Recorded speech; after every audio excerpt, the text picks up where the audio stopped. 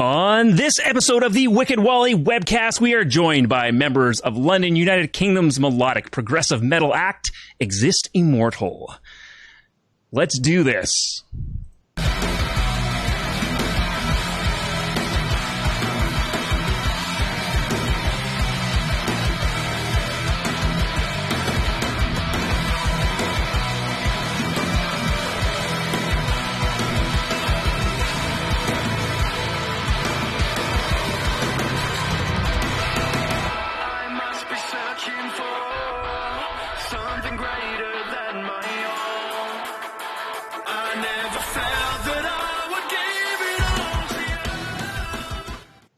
Heck yeah!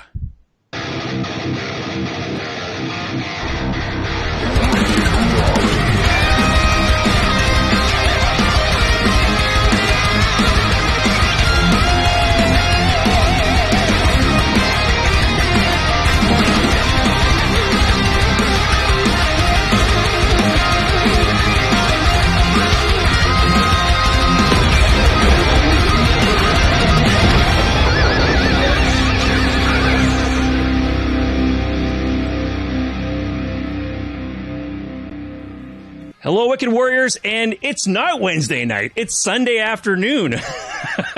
Or it could be Sunday night, depending on where you're tuning in. This is the Wicked Wally webcast, soon to be the best hard rock, heavy metal talk show on the planet. I'm your host, Wicked Wally, and we do this show typically every Wednesday, but we're starting to do this show on Sundays sporadically to have international guests on the show. This show is filmed out of Edmonton, Alberta, Canada, but we want to go worldwide. Our first season of the show was full of bands throughout North America, but we want to broaden our horizons, and we are doing that tonight or today, depending on where you're watching this. We're doing that with members of London, United Kingdom's melodic progressive metal act, Exist Immortal. They combine metal, rock, djent, and experimental elements together into a straightforward, pulse-pounding sound. Exist Immortal is for fans for bands such as, if you like bands like Tesseract, Monuments, Periphery, this is your jam, I'm telling you. They just released a stellar 3-track EP titled Act 3 Water. This is the third EP in a series of EPs, and we're going to talk about all that tonight with my guests. But before we do that, I want to let folks know, wherever you're watching the show, we want your support. Make sure to like, comment, and subscribe to this channel on YouTube if you're watching this on YouTube. And if you're watching live, this is an interactive show. Whether you're watching on Facebook, Twitch, or YouTube, send questions, and there's actually already in the chat, there's someone's already chatting, so that's awesome. Hey bro, says Robert Luco. So hey Robert, thanks for tuning in tonight, wherever you are. Thanks for tuning in. So this is a live show. Wherever you're watching this, we want to hear from you. A lot of times the bands share this out too, and there's folks that know about the band. So if you know any interesting behind the scenes stuff about the band, we want to hear it. All right. Before we get into tonight's show, I will mention, like I said, this is out of Edmonton, Alberta. I recently moved here. This is my temporary studio space. What happened? What did you guys do? Oh, my Lord. Okay, we're already going to have some fun tonight. This is typically where I go over to my co-host for tonight, Vito, but as you can see, there's a rock here because somebody turned on the... I'll fix it. Don't worry, guys. We little behind the scenes magic. We use Skype for our calls because it makes it easier for me to share audio with people. Let me just fix that because you guys are all in gallery view. Okay, I can fix that. We're in together mode. We're all together. All right, we'll go back to grid. That's good. That's fixed. Behind the scenes magic. You guys get to see what's going on. This is a live show. This is what happens with a live show. So you know what? I'm just going to jump right into it. I'm going to have to fix everyone's faces here again. I'm just going to jump right into it and start off the show. Vito, you can help me out. Vito's my co-host. I call him the Italian Stallion. He is a big music fan, musician himself, and just bands tend to love him. He goes on random tours with bands because they enjoy him as they just like his personality. And also we have Merrick and David. Merrick, the vocalist of Exist Immortal, and David, the bass player of Exist Immortal, joining us from the United Kingdom. How are you gentlemen doing? How's it going? Thanks again for being on the show. Yeah, good. Thanks for having us. Can you hear us all right? We can. Back on. We're all back on. We are all back on.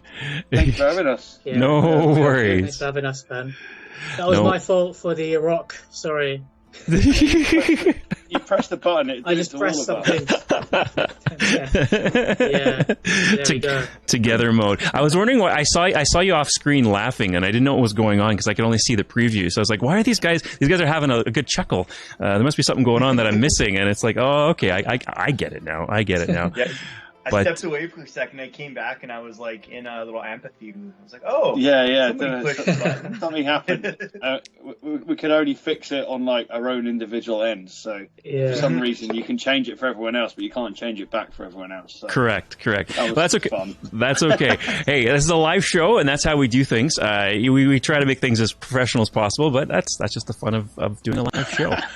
Awesome. So, as I mentioned, you've just recently released the 3-track EP, Act 3 Water. This is the third in a series, and I wanted to talk about that. Act 1 was Rebirth, Act 2 was Gold, and Act 3 was Water. So when listening to this, all three of these, in order, from starting from 1 going to 3, to me, sounded like this could have been a singular album.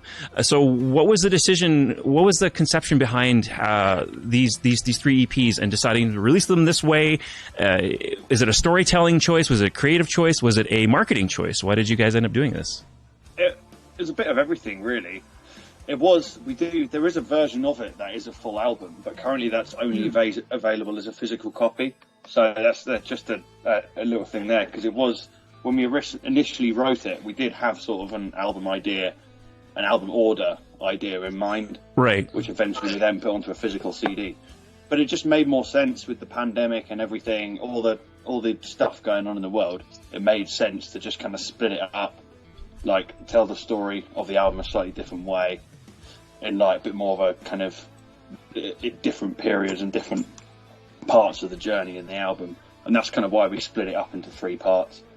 And also meant we could call the full album Triptych, which is basically just a piece of art in 3 parts. Yeah. Just a fancy way of saying a 3-piece piece of art. I think it was smart. And of course we couldn't normally when you release an album you have a long touring cycle.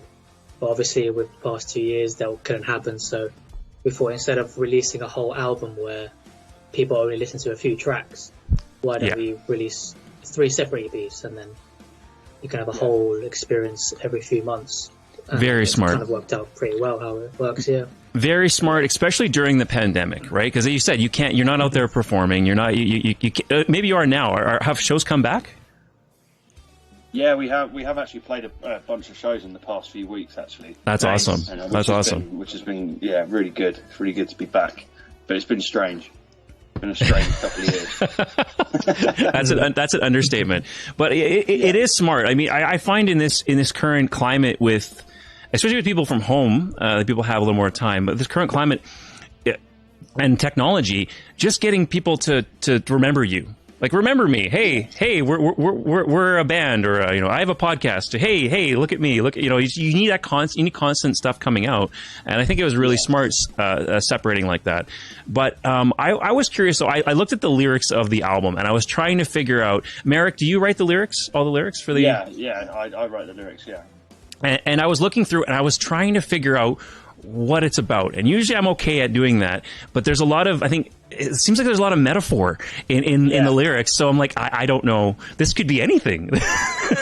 I'm really bad. What I'm really bad at is like putting down simple lyrics that just be like, this is what I'm talking about. I just can't do that for some reason. I mean, I probably could, but it never feels quite right when I do that. So I always feel like I have to couch stuff in quite a lot of metaphor. I also find as well that allows people to kind of interpret it how it's relevant to them, rather than just purely being. Obviously, these are lyrics that I've written; they come from my experiences and stuff like that. Right. But I also want them to be open enough so that others can put their own kind of meaning into them as well. That makes sense. Within reason, there's not so drastically vague that no one has a clue at all. But yeah, you know what I mean. So is three is the final act? Because you call it triptych, so it's actually 3 is the final act. You've closed the chapter. Do you?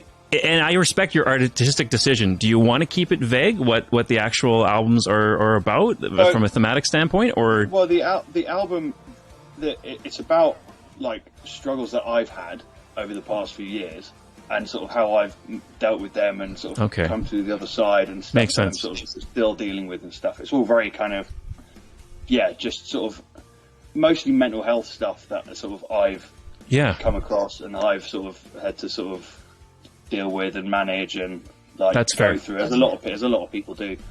And, so that's generally what it's all about.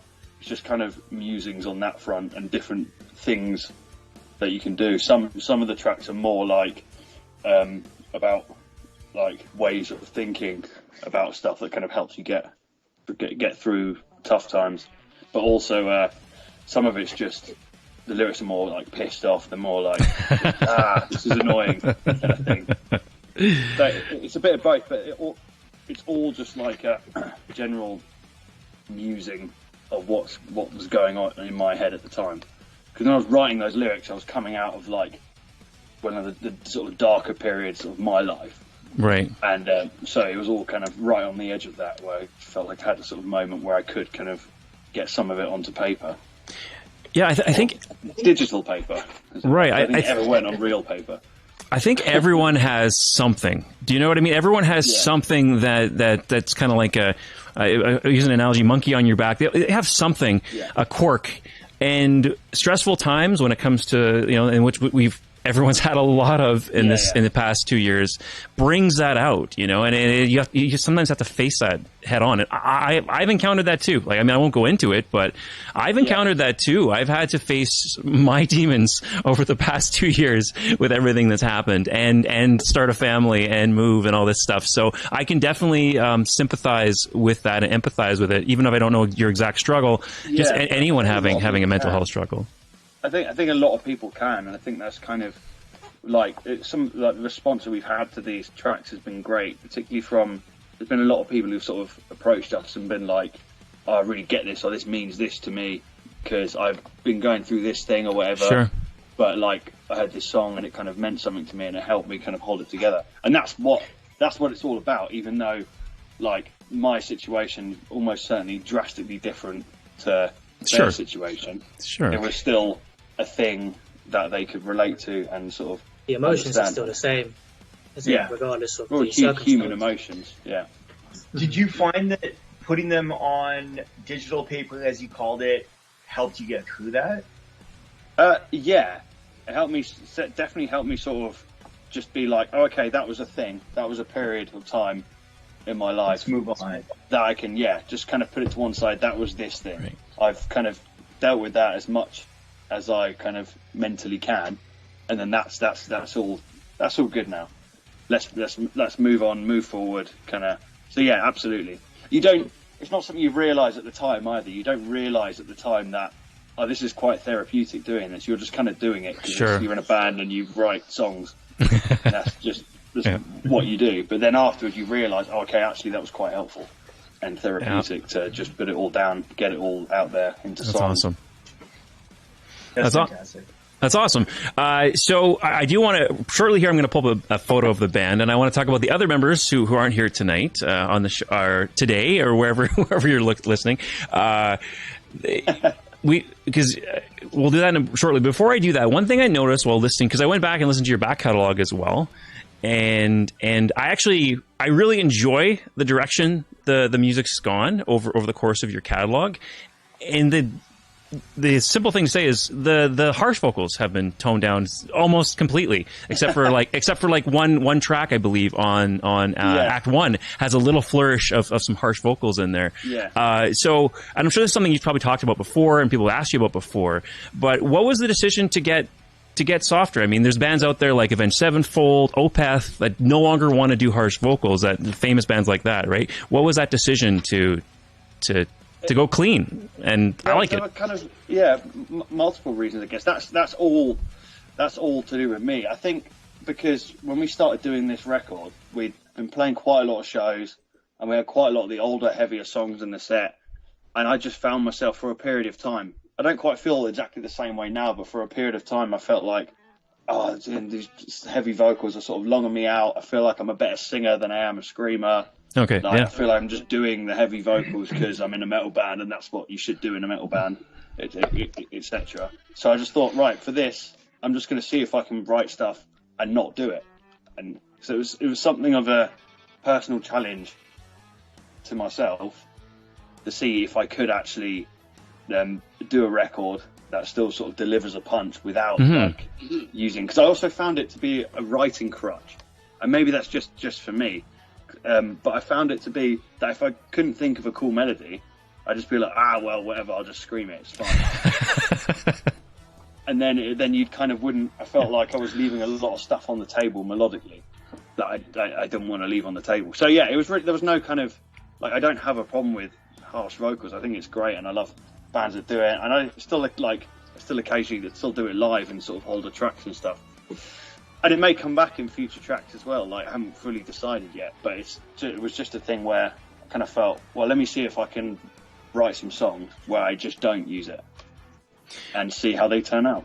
I think it works well with the style of music. Before I go on, actually, I want to ask David, how do you feel about the change?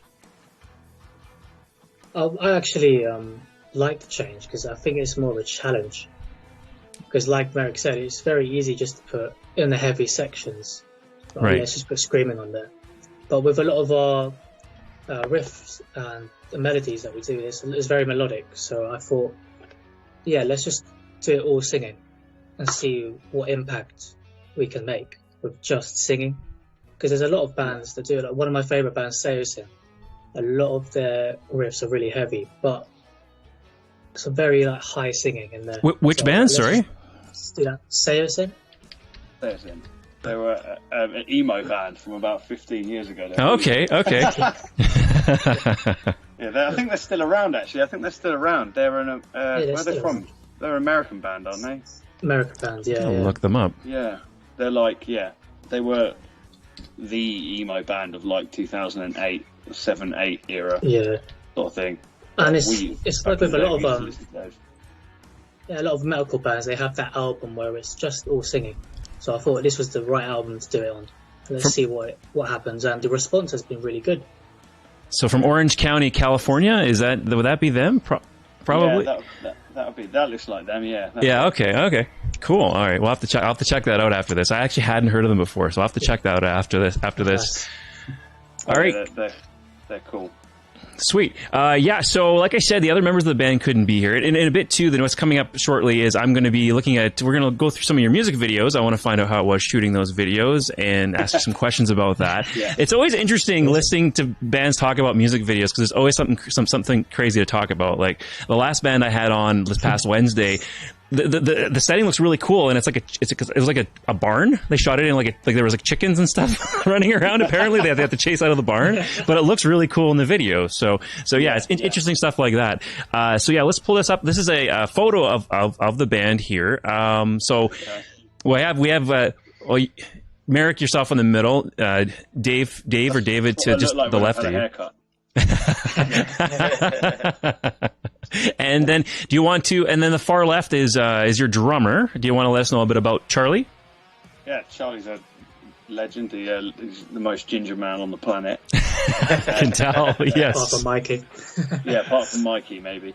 He's a great drummer. He absolutely loves cooking as well, which is brilliant because whenever we're on tour and we're in accommodation or anything, he's always the guy who's straight on the stove, getting together a list of ingredients and keeps us sort of eating well. That's good. On tour. Helps us, yeah. So that's good. But yeah, no, he's great. He works as a teacher full time. Oh wow! When we're not touring. Yeah. So yeah, Charlie's great, and obviously a very good drummer. So. And then to the right of you, we have Kurt, guitarist, right? Yeah. What can you tell us about Kurt? Yeah. He's one of the original founding members with David. And he works, he's a great guitar player, like great sense of humor. He's the foundation of the riffs. Foundation. Like his riff playing style is kind of the basis of our sound. He's got a very unique way of writing riffs and thinking about the guitar. That's like, it's quite out there, but it's a lot of fun to work with. It makes it very challenging for me because he makes weird. Whereas he likes doing string skipping, so I try to make the bass lines as simple as possible. Sometimes I get away with it, sometimes I have to follow it. But yeah, thanks, Kurt. Yeah, no, Kurt's great. And then finally, James on the far right. It'd be Mikey on the far. Oh, Mikey, right. sorry, I apologize. James is the old. James is the old. James is the old guy. Yeah. James is the old guitar player now. Yeah. James is cool as well though. Mikey's a great guy. One of my best mates to do it. I do a lot of like songwriting with him and stuff, and production stuff with him on the side. Obviously great guitar player. The most ginger man in the world alongside Charlie. Shared number one. The most rock man ever. Yeah, probably the most. We always say that Mikey's born in the wrong era. If Mikey was in the 80s, he'd be a rock star right now. He'd be a rock star right now. If he was born then, yeah.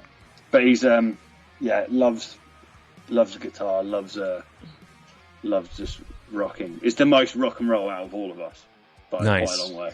Nice. You mentioned he's the one who's always getting himself into trouble. Oh, okay. He's a troublemaker of the band. Okay, fair enough. So you mentioned haircuts. I thought I'd pull this photo up too. Oh, look at that! Look at that old mop. There you go. What happened to the flow? Well, you know what? Literally about 3 weeks before the start of the pandemic, before the first lockdown in the UK, I decided to become a person who needs to get regular haircuts, which was pretty bad timing. Yeah, pretty bad timing. But I don't know. I just kind of I thought I'd try something new. A friend of mine was like, "You should try going short hair." So I was like, "Yeah, cool. I'm gonna just do it. Why not?" Because I'd had long hair for like it must have been at least sort of 7 years, something like that. So then I decided, it's a long time. a long time, and it's a bit of a pain in the arse, to be honest. Yeah. You've got long hair. I know that feeling. Yeah, tell me about it. But now we look like I'd be like inhaling bits of my hair at live shows, and if I get stuck on the bass head as well. Well, yeah, I kept getting it caught in like your guys' headstocks on stage. You have to yank it out every now and then. Well, it's like I can't remember we were playing. It was somewhere, it might have been somewhere. I can't remember where it was. Anyway, Kurt, I was going and my hair got caught in Kurt's headstock.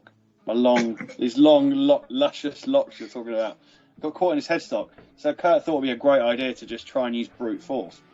Oh no! Yank. Oh no! I tried to yank it out. Shit! Pulled out a huge chunk of hair. And that was one of the moments that led up to the kind of decision to lop it all off. Last time I had long hair, the thing that made me decide to cut it off is I was eating pizza and I was eating, I was like, oh, something's like pulling on my hair. The hair was in my mouth and I was eating my hair. I'm like, yeah, okay, I can start cutting this back a bit. Oh yeah, it's a little bit out of control. The same. I'd always inhale it live. Like, and then cough, and then it would just be there, and it would get caught in stuff, and it was just it was fun. Like I realised the only reason I had long hair was because it occasionally looked really cool in a photo. But that was basically the only reason. And my girlfriend liked it, but then my girlfriend also likes my hair now, so it didn't actually matter. Yeah, I think now you've got short hair, we kind of look like the front of a barbershop or something, because now we've got every single type of hair you can have. Kurt's got the fade, Mikey's got the curls, I've got the straight hair, Charlie's got the wavy hair, and you've got short hair. So yeah, you know, the little pictures they have in the front of a barbershop. Like, yeah, you just got to point to it. Like, I want that one. I want the Okay, great. All right, I'm gonna go ahead now and switch gears a little bit. I want to go ahead and pull up your latest single, the latest video you released. It was back on September the 30th for Water. Really awesome track. I want to pull this up and take a look at the music video and the shooting of this. I'm gonna pull this up. There we go. All right. There we go.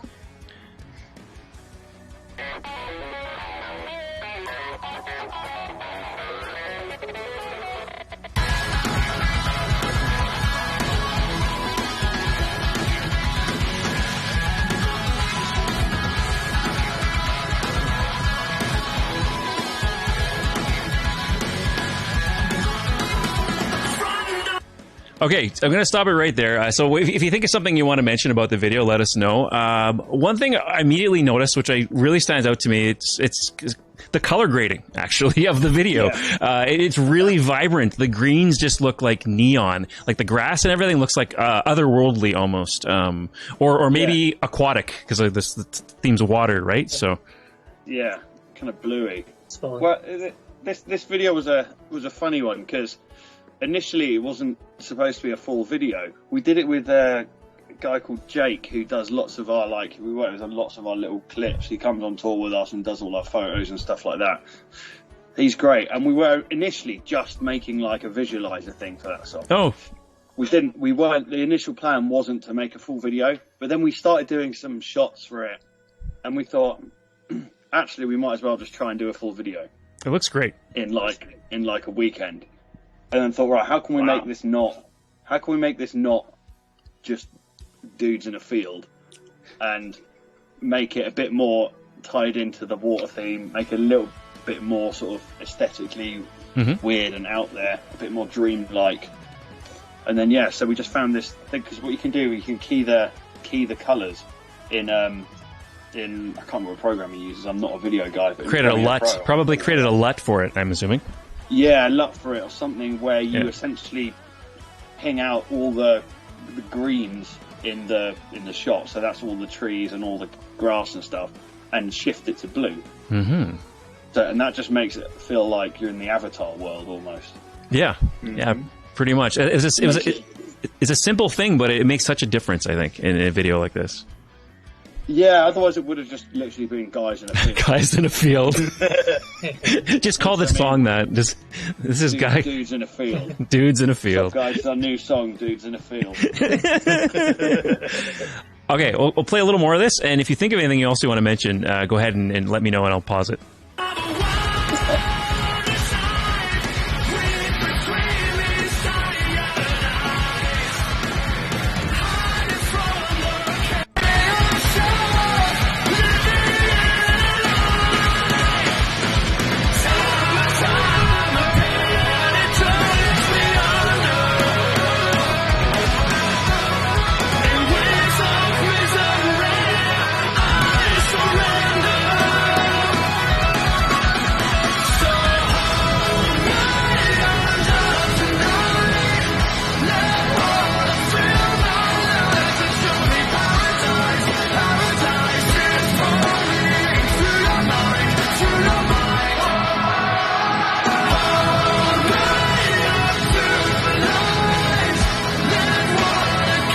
You mentioned recently playing live again for the first time, doing a series of shows. How was it finally getting out there? And I'm assuming you didn't have a chance before to get out there and perform these new songs. How did that?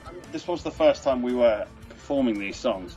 It was sick, actually. It was really, really cool. The first show was weird for about the first song, but that was mostly because you're suddenly in a small, sweaty room with loads of people with no ventilation, and you're suddenly like, oh, I haven't done this in a couple of years. This feels a little weird. Right. But then the weird thing about it was the amount of people that turned up to the shows. Because I mean, we haven't been playing for 2 years, so there was always that anxiety beforehand. People are actually going to show up, and actually, people did. I was like, okay, so playing the shows was the easy part. It was more like talking to people. Yeah. It's like, okay, you're just having the same conversation with everyone all the time. Oh, how has the last 2 years been? What have you been up to? And it's like, okay, now we're back into it. It was just kind of overwhelming for a bit.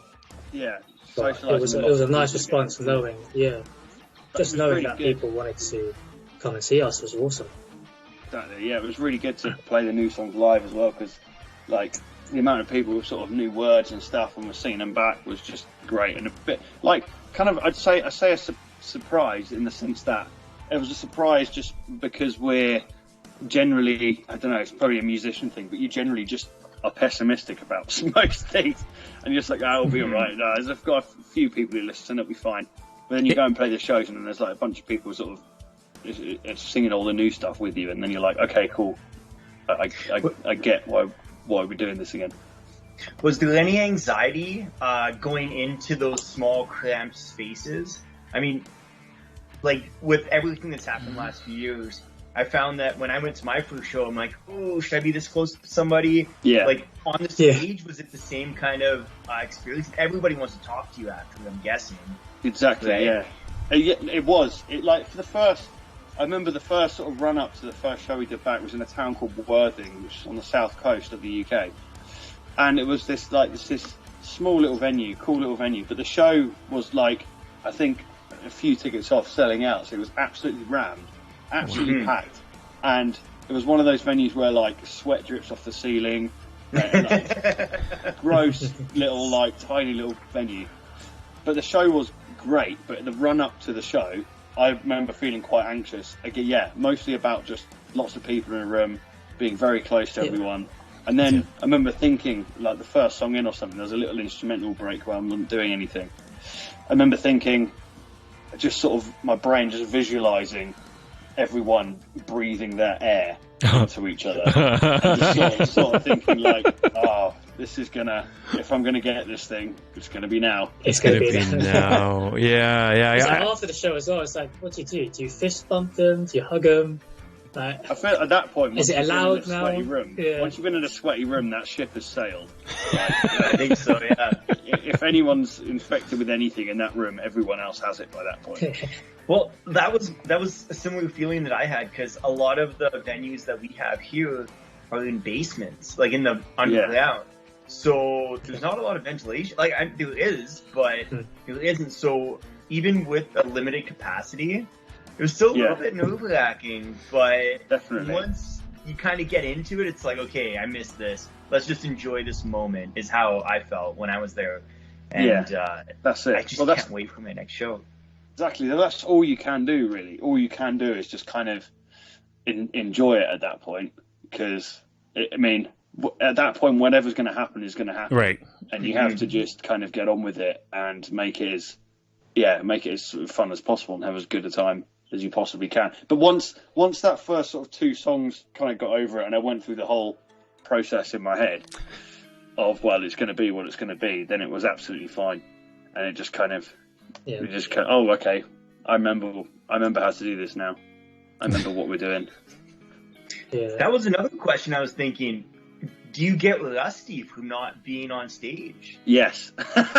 Okay. Even when I've been practicing, because I normally try to practice all the time, but there'll be times at shows where I'll just be playing and then I have a brain fart, and I'm just like, what's happening? Yeah. It's happened the past few shows. I'm just there like, oh, what's the next bit of this song? But somehow, luckily, because I've practiced, my muscle memory kicks in, and I'm just doing it. I'm just sitting there like, oh, okay. I think this is it, I guess. Yeah. It's definitely true. I think get rusty, we stepped up coming back to these shows, so we've got in-ear monitors now. Nice. So upgraded our whole live rig as well. We've upgraded everything. Yeah. That was all a bit of a game changer. We practiced thoroughly before these shows as well, so there was a bit of a moment about 6 weeks out of the shows where we were kind of rehearsing and we were like, are we shit? what is going on? We had to kind of give ourselves a bit of a kick up the arse and just kind of remember how to sort of get to a level that we needed to be at, and get all those kind of musical things flowing again. Make sure everyone knew their parts, make sure everyone remembered all the little intricacies of the set and things like that. obviously all the new songs as well, which has just obviously made things more complicated. But yeah, that's what you do. That's what you rehearse for, and you get it. Exactly, you rehearse so much that it then, like you said, David, just becomes muscle memory, and you don't have to think about it. Even if you get you to know it so well that even if you start overthinking it, that doesn't affect anything. Good. Yeah, it just happens. And again, like, these are the first shows we've done in like 2 years, so in the back of our minds, we wanted to make sure that these are the shows that people are going to remember, and so they'll come back in the future knowing that, okay, these guys put on a good show. Next time it's going to be even better. Yeah. Sweet. Okay. Do we have anything else to say about Dudes in a Field? I mean, water or... Yeah, one more thing about me, that the particular dude called me in the field. So we actually did something, another thing we did to kind of make some of the shots look a little bit different. All of my shots here, all the vocal shots are shot, we filmed it at 150% tempo. So, okay. But then we slowed it down by 75% it would have been or something. We slowed it down by a certain amount for it to be in time, but it looks like I'm kind of moving slightly slower and slightly more sort of in a slightly more dreamlike fashion than everyone else. Very cool. And that's a kind of... I like that. Just a little thing that just sort of... We're just trying to think... Again, we're trying to think of as many ways as possible to make it... Do a video that was planned very last minute, wasn't initially going to be a video, but still make it not look like we just rocked up in a field. Where I got it muted right now, just playing the visual here for everybody. Yeah. Where was this field? Where was this? Where did you shoot this? Near where I live, there's a bunch of... I live like... One side of me is like Gatwick Airport, which is obviously super industrial and built up and stuff. The other side of me is just fields and farms. Oh, nice. For like 5 miles or something. So it was in those fields. There's some like public footpaths that go through the fields. So cool. We just kind of... That's enough permission we sort of needed to just rock up and quickly film some stuff. Run in, run out. Awesome. Yeah, particularly with the drums, you can't really do that subtly. Yeah, no. There's a few people walking their dogs through the fields as well. They kind of appreciate it. So giving us funny looks. So I was really surprised to find out while I was looking into doing research for this episode that you're already back in studio recording. You've already been back in studio recording new music. Yeah. That's incredible. We've been writing for quite a long writing for a few months now. Just kind of in the run up to the shows and just being around each other a lot. We come up with a lot of ideas, and we did where we recorded that. We were in it's around the corner from me, where I do a lot of work there on productions and stuff in that studio. The Hive Rooms? The Hive Rooms, yeah. Right. And we thought, right, let's get in there because it's just opened up this new facility. So we thought, let's get in there, let's do a new song, let's at least sort of get the balls rolling on that, and just make it look all really cool and stuff, and make it sound great. Just do what we can with it. It was also partially so that we could iron out any creases in the new studio and that particular recording session. So we went in to just kind of, right, let's do a full session, see where stuff doesn't work, see where stuff sounds good, and sort of make sure we can get it all up and running and do like a really great sounding track. And we've recorded a new song basically. I need to finish doing the vocals on it. So it's me. I'm the one that's slacking currently on this. But yeah, are you going to release that song as a single, or how are you doing it? Potentially, yeah. We're not actually fully sure yet. It might go straight onto the next album. It depends. We're still kind of figuring out exactly what the plan is for the next release, because we've also got a whole lot of other songs written. They're in sort of the stages of being finalised writing wise.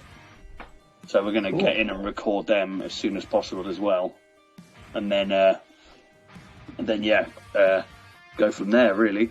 Yeah, just see what happens. That's our next plan for the next sort of couple of months anyway. Well, that's what I thought was really cool when I was looking stuff up. I'm going to pull up a few things here, Merrick and Dave. Yeah, sure. Pull up a few things here to show you have some behind the scenes videos about recording and that. I want to pull these up because I was really surprised, not surprised, but like pleasantly surprised, like in a good way, that Merrick, you like this is the studio space, this Hive Rooms. You go in, I'm assuming you pay money, you get to use the space for a certain amount of time.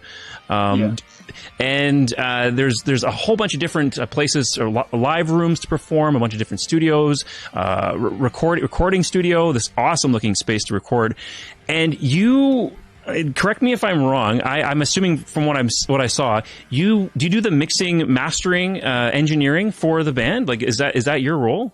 Yeah, I do all of that. That's my day job. My day-to-day job is as an engineer and a producer. Audio engineer. I work with bands and musicians, and so my job anyways is mixing and producing bands and artists and stuff. So it just kind of it just made sense really all along. To a lot of that side of it I've built up from doing stuff with the band anyway. But yeah, no, I do all of that stuff, all of the production stuff. We usually get it sort of mastered elsewhere, but I do usually do everything all the way up to the mixing.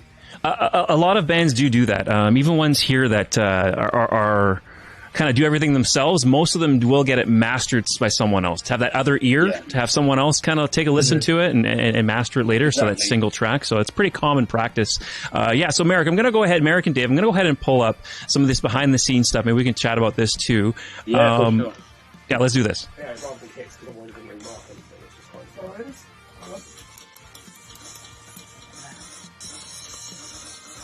Ignore this. Yeah, nearly. So then go back to That's Mikey being very fussy about a drum part. Mikey's got an idea. The way Charlie works with his drums normally is he's a very sort of he's incredible at like sight reading music, drum tabs and drum music. Basically, right.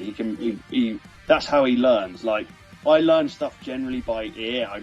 I can read music, but I'm really slow at it, so it's not really of any use. Like if I'm trying to learn something quickly. But Charlie very much gets looking at a tab. He understands it. Yeah, no kidding. Makes sense to him musically. Yeah, literally. Yes, this I found on social media. This is crazy. Vito, look at this, buddy. Brought up there. That's so cool. That's the tab. That's the tab to a kick pattern, to a pattern in a chorus of one of the older songs. That is a little bit. It's a little bit like difficult to. It's not quite an intuitive pattern. Right. So he just drew it on his snare skin one day, and it basically stayed on there because it's a permanent marker. It stayed on there until he changed that snare skin, because it's one of those Kevlar heads, which is basically bulletproof. It was on there for ages. There it is, right there. Yeah, exactly, it's right there, ready to go. I think in the post he said something. Yeah, he says it's hard to remember. Yeah, those ones where you go on tour and can't remember how to play one of your songs, so you have to write it down somewhere. Literally, that's what he does. But right up until that's the way he learns songs. He has right. He'll do the first rehearsals for it with the tabs in front of him, kind of thing, and he'll be sort of reading the tabs as he's going through it, just to kind of give himself reminders. So what you saw in that little clip there is he's pre-programmed out a drum beat that he's going to play, right? And obviously Mikey's got a specific idea of how that drum beat's supposed to go in that bit. So they're trying to fuse together what Mikey, a guitar player, thinks is playable on the drums versus what the drummer thinks is playable on the This is actually possible. Yeah. Okay, sweet. Let's watch a little more of this. This is great. I love the behind the scenes stuff. Ignore this. Yeah, nearly. So then go back to where He's like, I can't play that.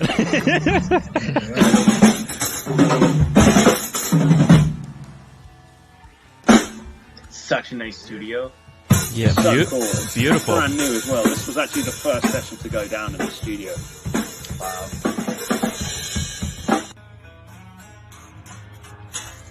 Open 5-1, the ball out, or same thing like we call it.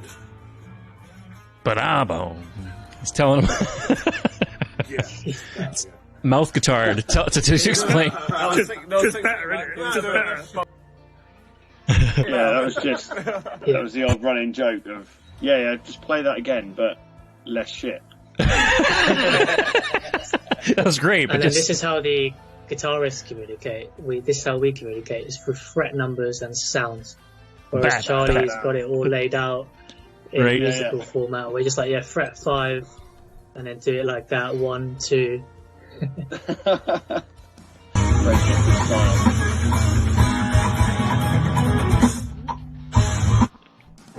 Nice. I don't know what that is. Okay, great. Awesome. Okay, I'm happy I pulled that up. Next thing I want to pull up too. Oh, go ahead if you have something to say, Merrick.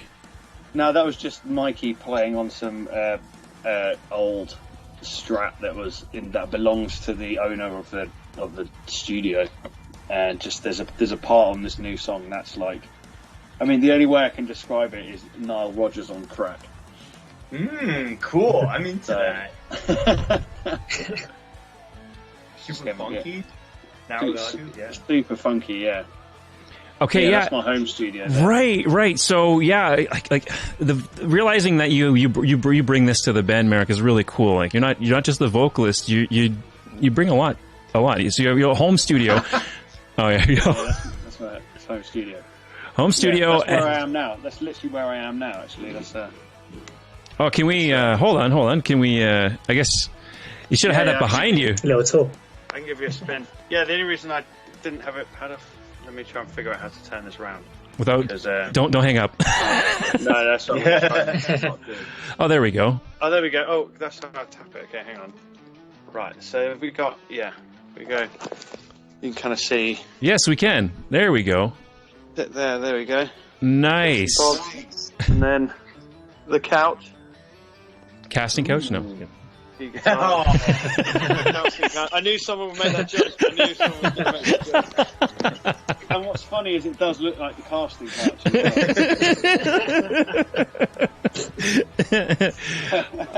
Sometimes my mom watches these episodes. I hope she doesn't watch this one. Okay, all right. We're gonna understand that. That's true. She might. Now she's gonna ask me about it. Okay. She'll ask you about it at like a family event or something loudly in front of everyone.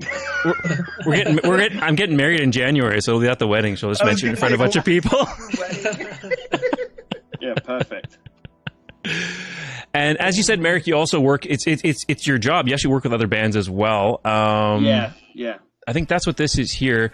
Working with new music with Stone Ghost Rocks. Stone Ghost is the band that you're working with here? They're a London band that have been around for a long time, but they're great dudes, and they just kind of play like sludgy stoner rock riffs, sort of. Nice. Big riffs. And yeah, we did some tracking up in there. So Vito, which knob here makes it sound really good? Which one would you turn? Well, that's an SSL console, so pretty much every single one of them makes it sound good. Right. On that. Fair. Yeah, a very good console. It's basically, you don't know, it's the Dr. Dre. Basically that's what he uses, yeah. Yeah, it's 4000G. For those who are interested. Yeah, it's naughty. What a is that pounds or dollars? So that's the whole other thing. The model number is 4000G, but the price of it second hand was about 60 grand, which is 60 G's in dollars. That's about 90 grand, I think. More. It's more actually. It's quite a bit more actually. Yeah. So price of a house where I live. Silly amounts of money, but I didn't buy it. I don't have that kind of money. That wasn't me that did that. I wish I owned one of them, but that's the studio exactly. That's the studio down the road that own it, where I do a lot of stuff. Do a lot of work out there. Awesome. It's so nice to work on a console like that. Like all my sound engineer buddies that got to work on cool consoles, it's night and day. Like it's so just a lot of fun. satisfying. Yeah. yeah, you feel like, I don't know, you feel like a proper producer. You feel like it's the producers you see in documentaries when you're 15. Yeah. Like, that is cool. I want to do that. I love that. Yeah, one more fun. one more thing I want to mention is I look up the weirdest stuff when I look up bands. Like, if the weirdest stuff catches my attention, and one was your first name. Merrick. Oh, yeah. David, like everyone else in the band, those are common names. You know, David, Mikey, Charlie, Kurt. Those are all names that I'm used to hearing over here. But Merrick is a bit different than what I'm used to. I'm like, I got to look this up. It's actually probably quite common where you're in London, in the United Kingdom, isn't it, Merrick? Well, it's a Welsh name, so it's more common in Wales. In Wales. Okay. Yeah, there was like a clan or something in the Middle Ages, the Merrick clan or something. Right, I actually looked it up. Yeah, oh well, you've got it. You've got the. There's a list of all the different baronetage. I don't know how you say that. I'm sure there was some like Merrick Baron somewhere. Right. I'm not actually fully sure, but it's a Welsh name, and it's quite common in Wales, but less common basically everywhere else. So, the combination of my first name and surname is just like nowhere. I'm pretty sure I'm the only person with that in the entire world. At least I'm the only person with that on Facebook. So, it's kind of helpful when people like when you give your info to someone. It's like, oh, I'm the only one, so you can't miss it. Right. Yeah, if they can spell it, that's That's the other thing. But yeah. No, it's, I've definitely got the strangest name in the band. Sweet. Yeah, I thought I'd look it up. I'm like, that's a different name. And it's like, oh, okay, it's a Welsh name, not an English name, but a Welsh name. I understood. And then I did mention at the top of the show, I just want to quickly bring this up for folks. If you do want to support this show, if you're watching, whether it's right now or after the fact on YouTube, if you want to support the channel, there's links to this is in the description wherever you're watching this, streamlabs.com/Wicked Wally webcast/merch. You can order your very own Wicked Wally webcast merch to support the show, or donate, or at the very least just like and subscribe to the channel would be the best way to help. So if you folks want to help us. I was thinking we could take a look at Dive, actually. Your music video Dive. Also a water themed, I'm assuming, dive, like diving into water. What can you tell us about this? About the video? Yeah, about this particular video and track. Yeah. So that we shot in a sort of a big, a large rehearsal room, and the idea was to kind of make it seem like, wanted to make it seem like an intense moment at a show, basically throughout, like where everything's very silhouette-y. There's lots of light, lots of flashing, lots of sort of depth to it and stuff. And we just wanted to try and capture that in a room on video, because we'd never really done like we pride ourselves quite a bit on sort of our live show and putting a lot of energy into it and all of that stuff.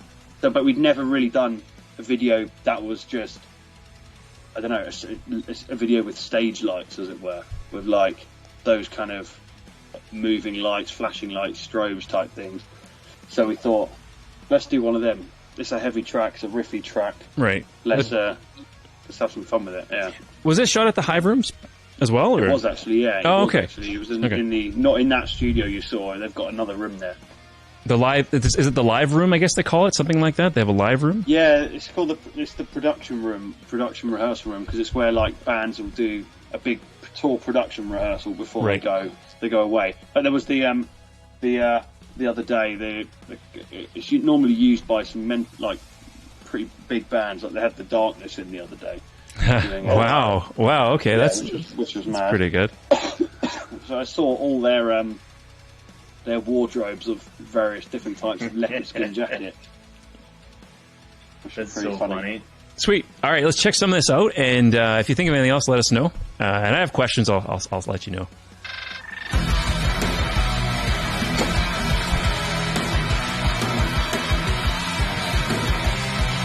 So are those lights in the room already, or did you have to set all that up? So we set all that up. We kind of made like a bit of a stage show.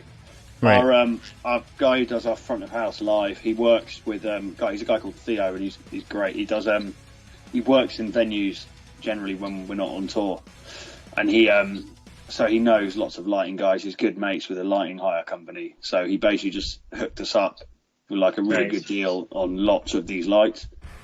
And then we just kind of rigged it up, just tried a few things, got a massive smoke machine in there as well to make it all hazy. Yeah.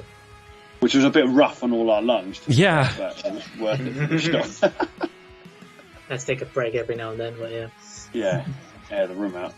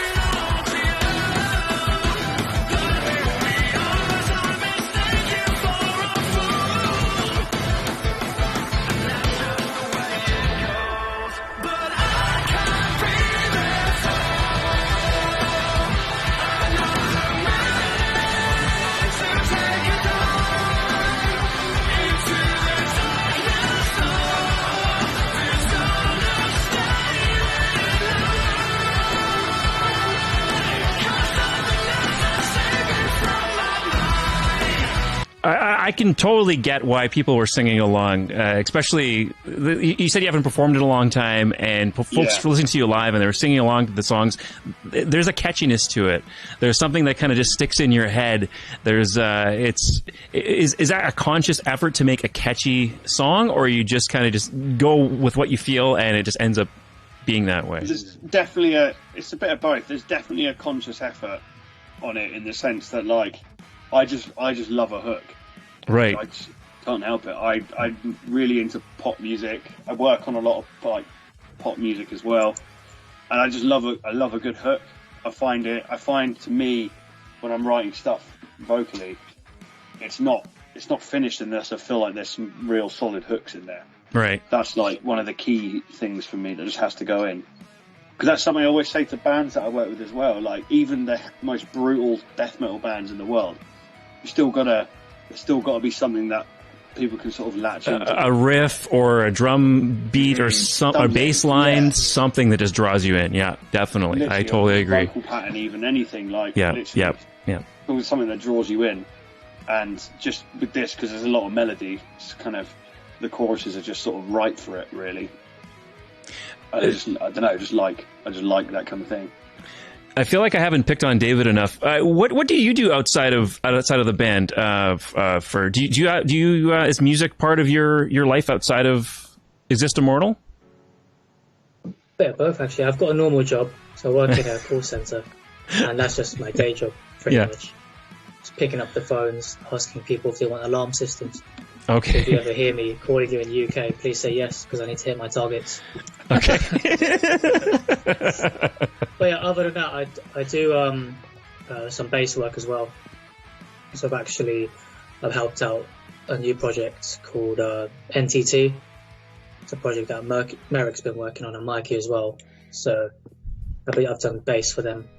You do a bit of in my nice work. Studio here. Session work as well? Okay, awesome. Yeah. Mm-hmm. That's fantastic.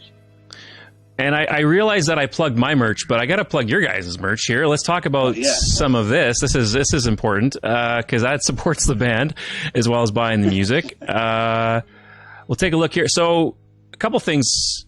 Oh, I'll bring that up in a second here. So you can get the triptych CD, 100 copies signed. That's pretty cool. Yeah, I think they're pretty much. Although we have there are some available which will be going up which are unsigned, but I think there's not many left of the signed copies. So they're pretty much all gone. But there's some unsigned copies that are going to release soon as well. Right. But that's the version that was. You asked earlier about the why we didn't do a full album, did like a 3-part thing. Yeah, just curious. The full album there. Right. That is on that physical version. It's in a different order. It's in the order that it was initially. If released. It was going to be a full album, that's the order it would have been in, because we Cool. changed the order up a bit for the. Oh, okay. Okay, so it's not Act 1, Act 2, Act 3 order? No, just- it's not. Oh. It's like all it's jumbled, because I'm trying to remember off the top of my head the exact criteria, but we had slightly different criteria for picking what would go on Act 1, Act 2, and Act 3 versus the order of the album. So Cool. yeah, it's a different listening experience. Very cool. That's awesome. That's awesome. And you only get that if you get the physical copy as well. That intended order. That's right. I frustrate my partner, soon to be wife here, because I love listening to albums, especially the first time.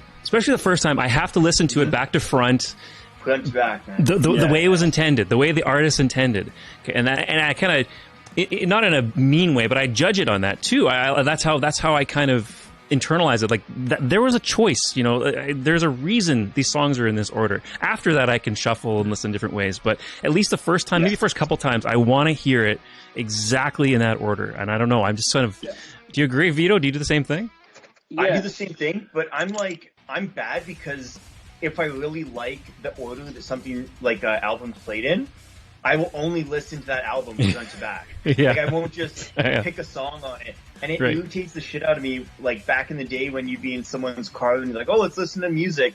Right. And you just, like, click on a band you like, and there's 2 songs on there. And I'm like, what about the rest of the album? The rest of the album was awesome. Like, the songs before and after these songs were awesome. So I'm very much to the point where I won't even know the name of the songs because I will listen to it front to back. And I'll just know what's coming next. Like, I don't know what that song is called, but it's like halfway through the album. I'm the same. Yeah, I I'm think very it's, much the same as well, yeah. I think it's the thing that happens when you, because I quite often listen to music in the car if I'm driving somewhere, or if I'm on a journey. Normally when I'm at home, I don't listen to much. I listen to music, but not in so much in album form, because normally when I'm at home, I'm kind of working on stuff anyway. But when I'm traveling is when I'm listening to music, and I'm the same as you. Like, I know an album just by how the songs go, but I couldn't tell you any of the song titles at all. I don't know. I suck at that too. Albums, I don't know what some of the song titles are. I suck at that too. Yeah, I'm pretty bad for that too. Yeah. I could tell you Unless there's a single. Yeah. Even then, I can recite all the lyrics, but like, what's that song called? I don't know. It's like halfway through. Song 4 of this album. Yeah, track 4. That's what it's called. Track 4. Yeah. Back to your merch. One thing I'll mention is I really like the new-ish. I think it's fairly new. The logo, the new EXIM logo that you're promoting all your stuff with recently. Yeah. I really enjoy the look of that. I think it stands out. I think it's really cool for branding.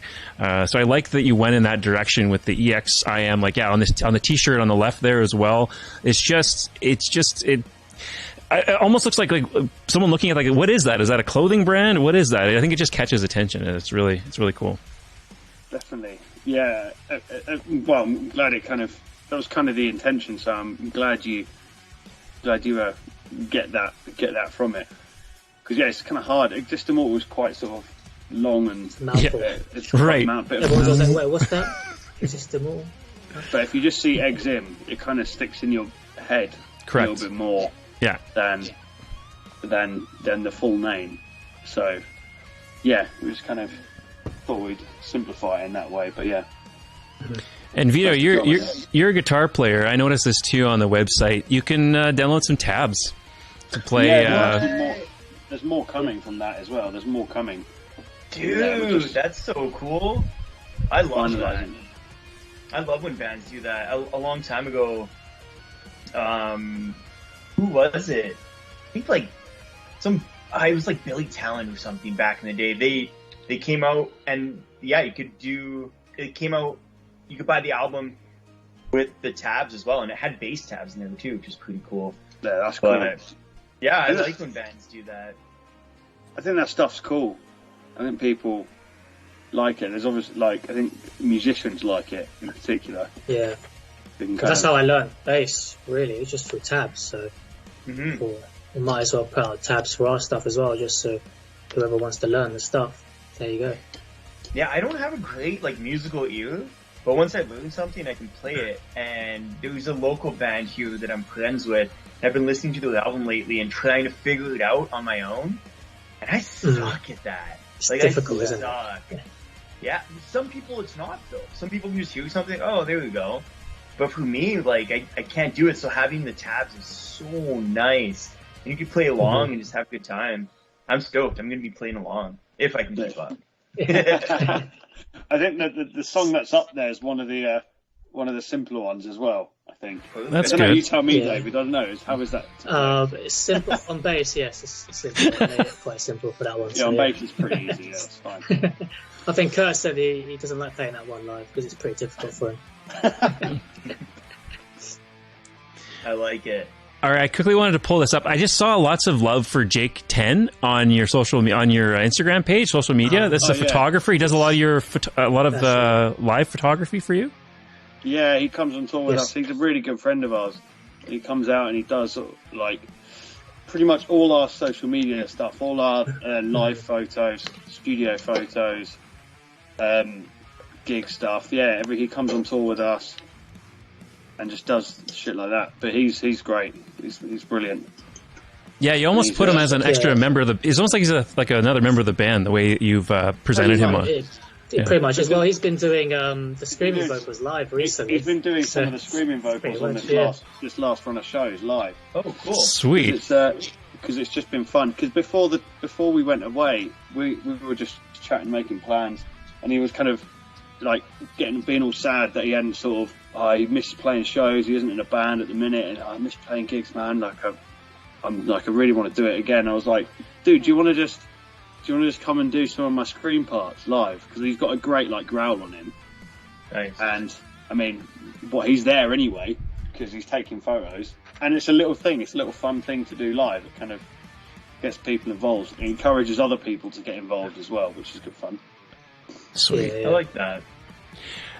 All right, so this has been great so far. We talked a bit about the music. I think we're at the point now where this is where I dig through social media and I try to find interesting things to talk about. And we've kind of done that through the episode, anyways. I pulled up the tabs that Charlie had on his snare drum. I've kind of dispersed that in when you guys have talked about certain things. But I want to cover up the rest of the stuff that kind of juicy stuff that I found here that you willingly posted online. So I'm not that I want to talk about. The first thing, and this is a pretty old video, but I think it's funny to pull this up now because I didn't know you guys until this interview tonight or today, until we just started talking for the first time. And David, I would never have thought this would be you in this video because I'm anxious now. because we're talking right now, and you're so calm and chill and zen. At least you present yourself that way. You seem like this very calm, chill, zen person. Very. And I would not have expected this level of violence from you. So let's just check this out here. So let's check this out here. Hopefully you can see that. But okay. You're punching here. So what? I'm gonna play this here. Hopefully you can still. Okay. Here we'll go. I'm gonna start it again here. Hold on. There you go. Yeah, there's more of it later. There's more punching. So you're punching him in the head.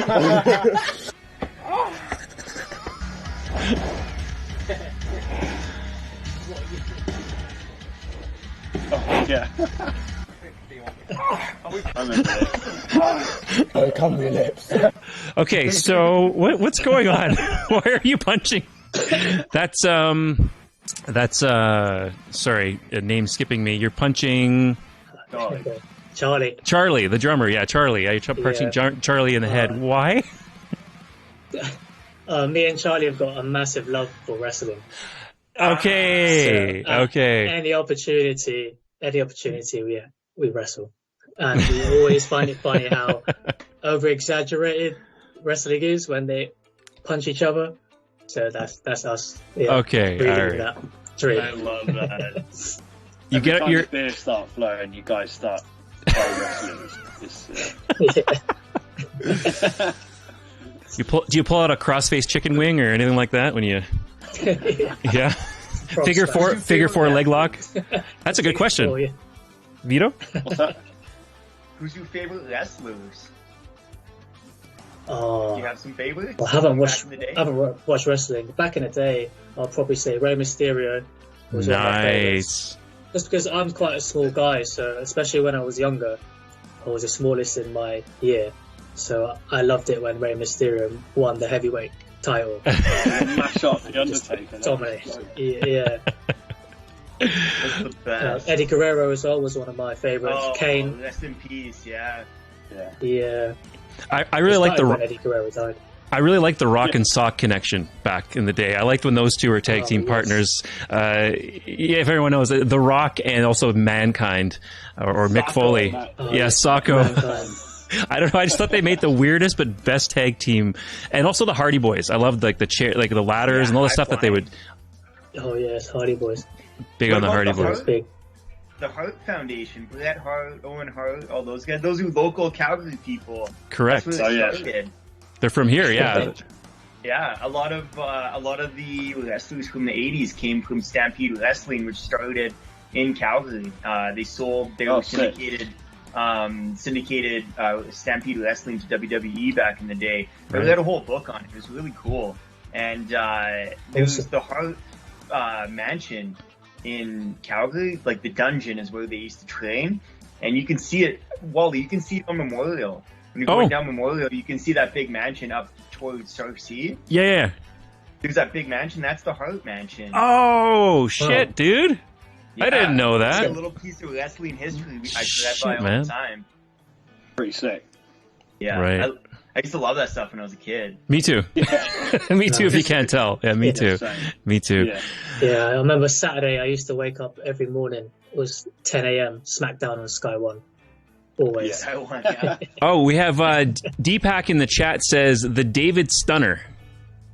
Oh, that's it. So the Stone Cold Stunner, the David Stunner. Big love to you, Pat. Thanks for that. Okay, all right. So more stuff from social media. I love doing this because it just goes on tangents and you get to know more about the band, and that's the point of this. I mean, we could just listen to your tunes and talk about music, but it's also fun to know a little more about you as well. Folks that are diehard fans of Exist Immortal I think, are going to enjoy this, right? So let's go ahead and pull up another video. The next one here I'm about to pull up is, I just have a title. I don't remember what this is. Is this called Minor Setback? ? So I don't remember what this was. Oh, yeah, here we go. Oh, yeah. Oh, wow. Yeah, I remember that. So it says, I remember that. It says, after a minor setback, we're finally on our way to Germany. So, outside, that was our old van. Oh, yeah. That was our old van. It was this piece of shit, like the convoy.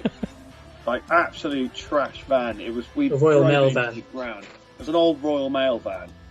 So, people used to love it when we drove it across Europe because they'd be like, "Oh, Royal Mail." So Royal Mail meaning like that's your postal service, right? Yeah, that's it. Okay. Like, Okay. like driving around in an old USPS van. Okay, yeah, gotcha. In the US, Yeah. so I don't know Gotcha. what your local one. UPS. is. But Canada Post is just Canada Post. Canada Post. Canada Imagine Post. big Yeah. old Canada Post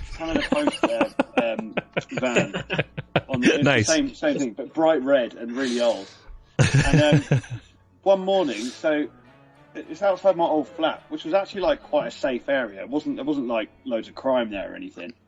And but we woke up one morning. We were supposed to go to Germany that day because we were playing a show the next day in Germany, and we had a few shows over there. And so we're like, okay, cool. We'll load all the stuff in overnight. All the stuff was in the van. It was just outside the flat. Came down in the morning, realised the window had been smashed, and we were like, I remember thinking to myself, oh no, oh fuck, this is going to be awful. We've been robbed. But then it turned All the out gear was in the back, yeah. all the gear was still there. They didn't. Oh rob fuck! anything. Oh sweet. They They've all opened the they glove took box was like and 10 change. Yeah, just So what did they take? pennies. Pennies. a bunch of coins Yeah, just and some like coins. just some crap out of the glove compartment. Oh. Meanwhile, But it they was like, didn't bother. Thousands of pounds worth of stuff Yeah. in the back, and they just didn't touch any of it. Jesus. that's so nice though. A window is much easier to replace than all the gear. Well, this is it. 100%, I yeah. think I can't remember what we did. I think we ended up like having to spend loads of money and hire a van because we couldn't get the window fixed in time, and Oh yeah. it was a Yeah. it was a nightmare. So getting to Germany from England, would you have to go like under? Would you get on a ferry to go across? Yeah, the so water? you either get on a ferry or you get on the Eurotunnel, which is like the Eurotunnel is a train that takes cars basically. Oh, cool. So you drive onto the train, and then half an hour later you're in France. That's cool. Wow, neat. And then you drive from France through to Germany. Okay, that's not so bad. Yeah, I mean, as far as like the type of drives bands do in Canada and the US, it's nothing. It's different though. It's different because it's such big, wide open highways that a 10-hour drive is honestly not that bad. Whereas like with you guys, everything's so close together that you're driving through cities and like the roads are small and winding. Whereas we could just hold the wheel straight for 4 hours. Cruise control. Right? It's a different drive. Like 10-hour drive isn't bad here. Although everything's far away, if you want to play, a lot of the bands here, there's a lot of camaraderie. I don't know what the scene is like over there. I've talked to bands out of the U.S. We talked to a band out of Southern California. You remember that, Vito? Mm-hmm. Yeah. Right. And I said, how's the scene there? And they're like, well, not great. Bands aren't really friendly to one another. I'm like, really? Because here and where we are in Canada and out in the prairies, everything's so far apart. Like if you want to play at a different city or if you want to play in a different province, you're traveling for long periods of time. And that just somehow gets all these bands from these different cities to really like network with each other and really communicate with each other, really put on shows together, really help each other out. What is it like there? Is the scene very friendly? Do you have a lot of other bands you collaborate with or work with or tour with? What is the scene like in So it's kind of in London? It's a bit like weirdly it's a bit of both. I don't know what you reckon, David, but like it's like the scene for like techie bands, like proggy bands is really, really good. Right. Like there's this whole thing, there's the festival, there's the UK Tech Fest, UK Tech Metal Fest, which is a annual event that kind of goes down and they get loads of cool bands over and stuff like that. So there is and one of the shows we played a couple of weeks ago was an event for them in Derby. And that scene's really, really good. So in like the little sub-genre scenes are really good. The broader scenes are a little bit sort of, everyone's kind of doing their own thing and not really, it's not like unfriendly or anything. People are friendly and people get on and stuff, help each other out, particularly sort of after the pandemic. But it's, the immediate scene is very, very good. It's very tight and friendly, and there's lots of sort of bands that all sort of play together and hang out and have been around for a few years together and things like that.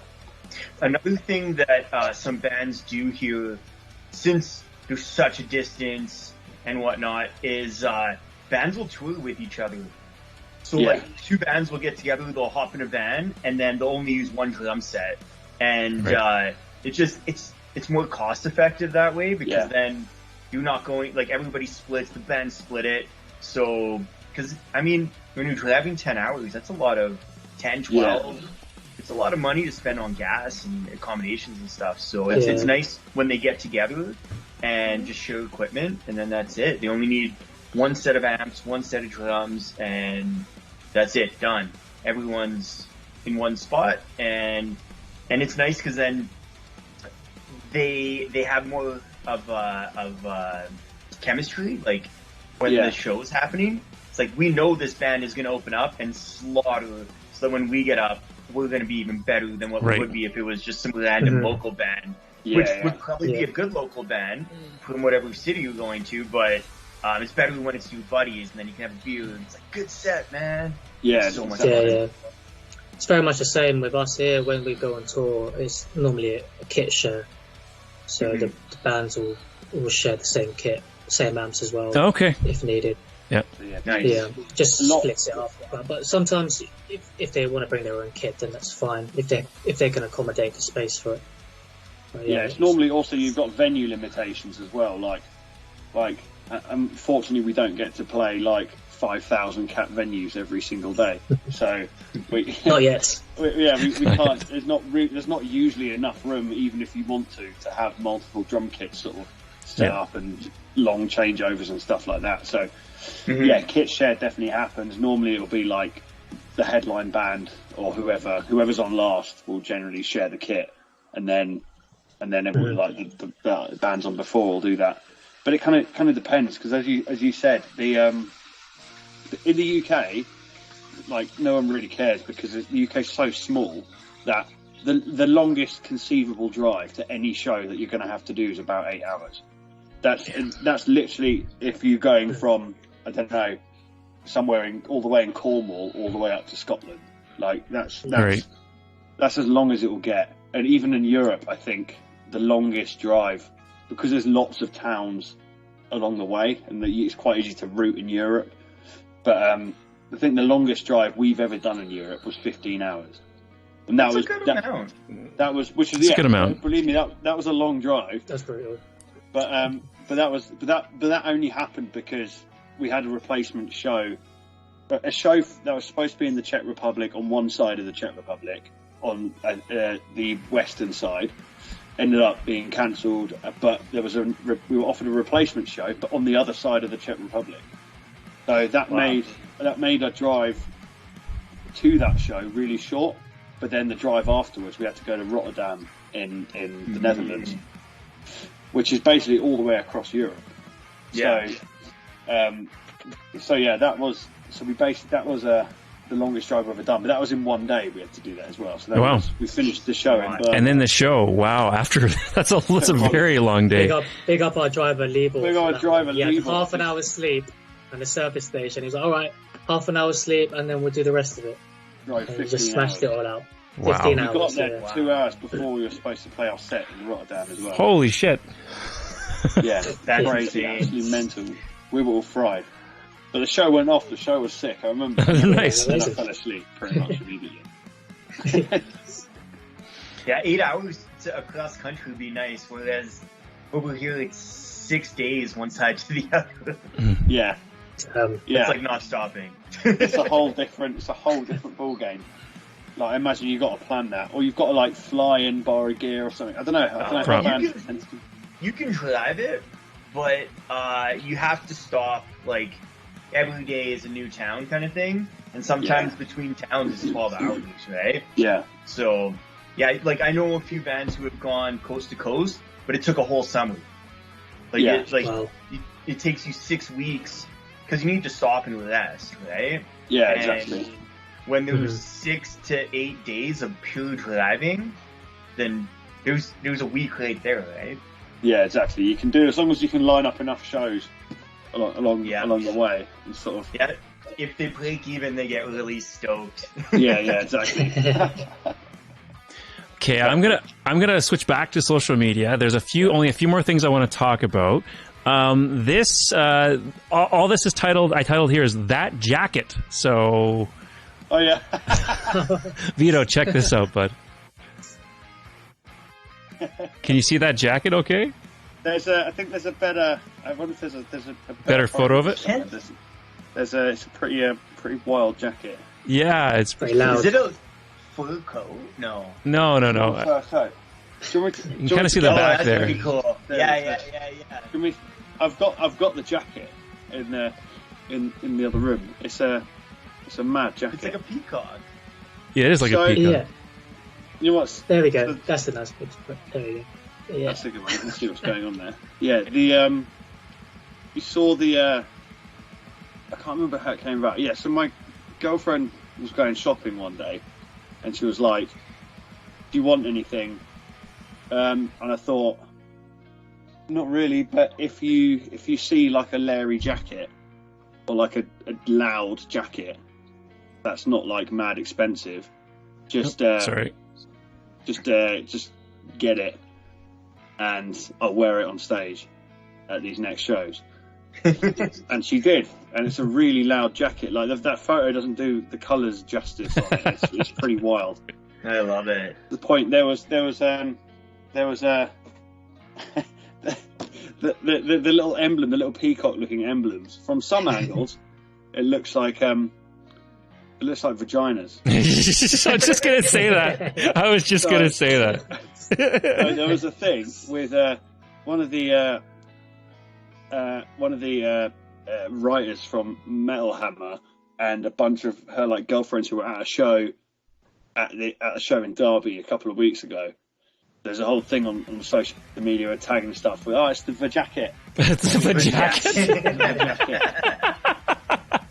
I thought, okay, brilliant. I like this. This is going to be that's what it is now. Yeah, a mainstay now. The vajacket of the show. Amazing. Okay. That's too good. The next thing I'm going to pull up, that's sick. The next thing I'm going to pull up is something that I've been waiting the whole episode to show. The whole entire episode I have been waiting, and I've just been patient because this is a hard rock metal show, and we talk about hard rock and metal, but now it's time to switch gears. This is something from Kurt. You probably know what's coming up. This is... I know what's coming up. This, I know, I kind of gave away the surprise, but... this is just unfrickin' real. Okay, Vito, I don't know if you found this in your research or not, but do you know Kurt's other music project? No. All right, let's check this out. This is frickin' amazing. All right, let's do this. I suppose special reserve, maybe the Canada Goose, anything 40 will do. Fire me up in the booth. What do I think I'm doing today? There's the band. Anything I hit up, I'll be aiming straight. Got my motion going on a steady pace. Coming from the ground up, and I'm here to stay. And I'm here to stay. I got a couple of bangers, and you know they be on the way. Let me know where the party be at, and I might probably show face. Ay, all of my G's be lean. I only care about peace. All of my G's with big dreams. Jack could never count the bean. Ay, I got a couple of bangers, and you know they be on the way. Let me know where the party be at, and I might probably show my face. Ay, all of my G's be lean. I only care about peace. All of my G's with big dreams. Jack could never count the bean. All in life, I've been shy, only shy to the lines in my sight. What I mean, all the lines that I despise. So your guitarist has many talents. This is a huge surprise. I was like, holy shit! he's a muso for sure. We're working on some new stuff from him in that realm as well. I love it. There's members of the band in this video too. Like, well, all of us. Yeah, In this that was guy shot- there. Yeah. This was That shot guy in in the back Germany. there is Wasn't it? Theo. That's our sound guy. Yeah. The guy with the beer behind Charlie is Theo. But yeah, that was filmed. We filmed that on a whim. He just had like a demo of the tune, and that's in Germany somewhere. I can't. What's the venue called? It's not Backstage. I It's can't like remember. It was a Long Branch thing. it's called like with Jungle Club or Unprocessed. something in Germany. It was a show with Unprocessed. And sorry, you were going to say something? Oh, I was gonna say I love hip hop with the English accent. It's the best. Yeah, it's a lot of fun. It's like grime. It's but that was we shot that then and thought this is cool. Let's just do it. And then Kurt also is very good at editing videos, so he just kind of put it together. Yes. We just finished the track off and then just kind of just put it out, into the world. It was a bit of fun. okay, I want to play. I want to play one more. I don't know if you guys can hear it or not, but the audience will be able to. I want to play one more. This is great. Oh yeah, wait, keep Oh, fucking finding empty bottles in This my is also fucking Germany. late nights, roll a couple J's for the hell of it. I think I'm so sick when I dip on the cannabis. Don't give a fuck unless it's pussy on my to-do list. I drop a couple bottles, end up the night successful. Rest up for another sip of the devil. Going in circles, life that I live, I do my shit. Partaking ritual, king-size skins. Throwing currency to the things that matter, like fresh strings. The record I wanna show to the Dalai Lama. Peace is what I need, is what I bring. I like to poke holes in my clothes, gel like cherry. Bumping from my weed. Keep fucking finding empty bottles in my fucking crib. Roll a couple J's in the night for the hell of it. Think that I'm so sick when I get back the can of this. Beer in my system, you know that I'm full of it. ALO, what's up? I'm repping groove time. I've been spitting about it. Yeah, it's just it was totally unexpected. Does he break out in freestyle like when you're out on tour or? Yeah, him and Mikey are the worst for us. Him and Mikey in the van after a show, it's just full of Mikey and Kurt shouting. When the beer is flowing, yeah, shouting over instrumental hip hop.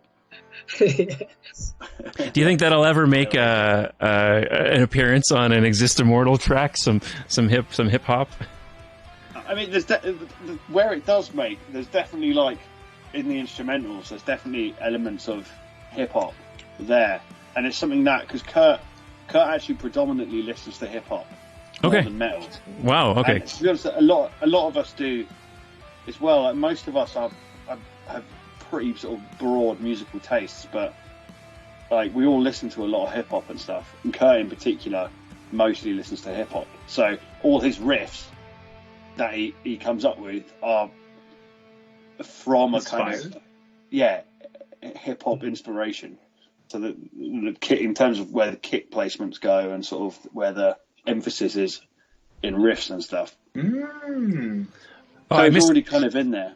I missed a comment from earlier. It says that jacket drippy AF. So you're lots of fans of your jacket. People love the jacket, man. Yeah. People love the jacket. We've got loads of comments, like stories and stuff, and on my Instagram just being like, "That jacket is great." So I'm going to keep wearing it. It's a good find. Okay, one more video of Kurt rapping. This is I think it's like a freestyle he's doing. This is just still. I'm telling you, I was holding on to this the whole episode. I'm like, this is insane. Oh, here. I'm gonna make a new version of this. It goes like this, right?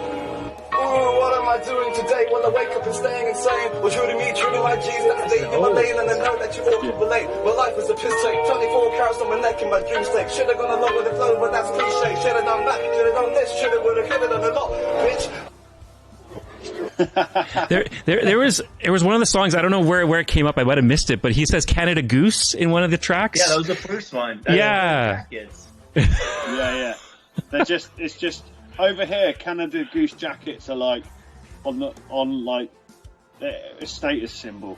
Yeah. They are here. They are here too. Yeah, they're expensive here too.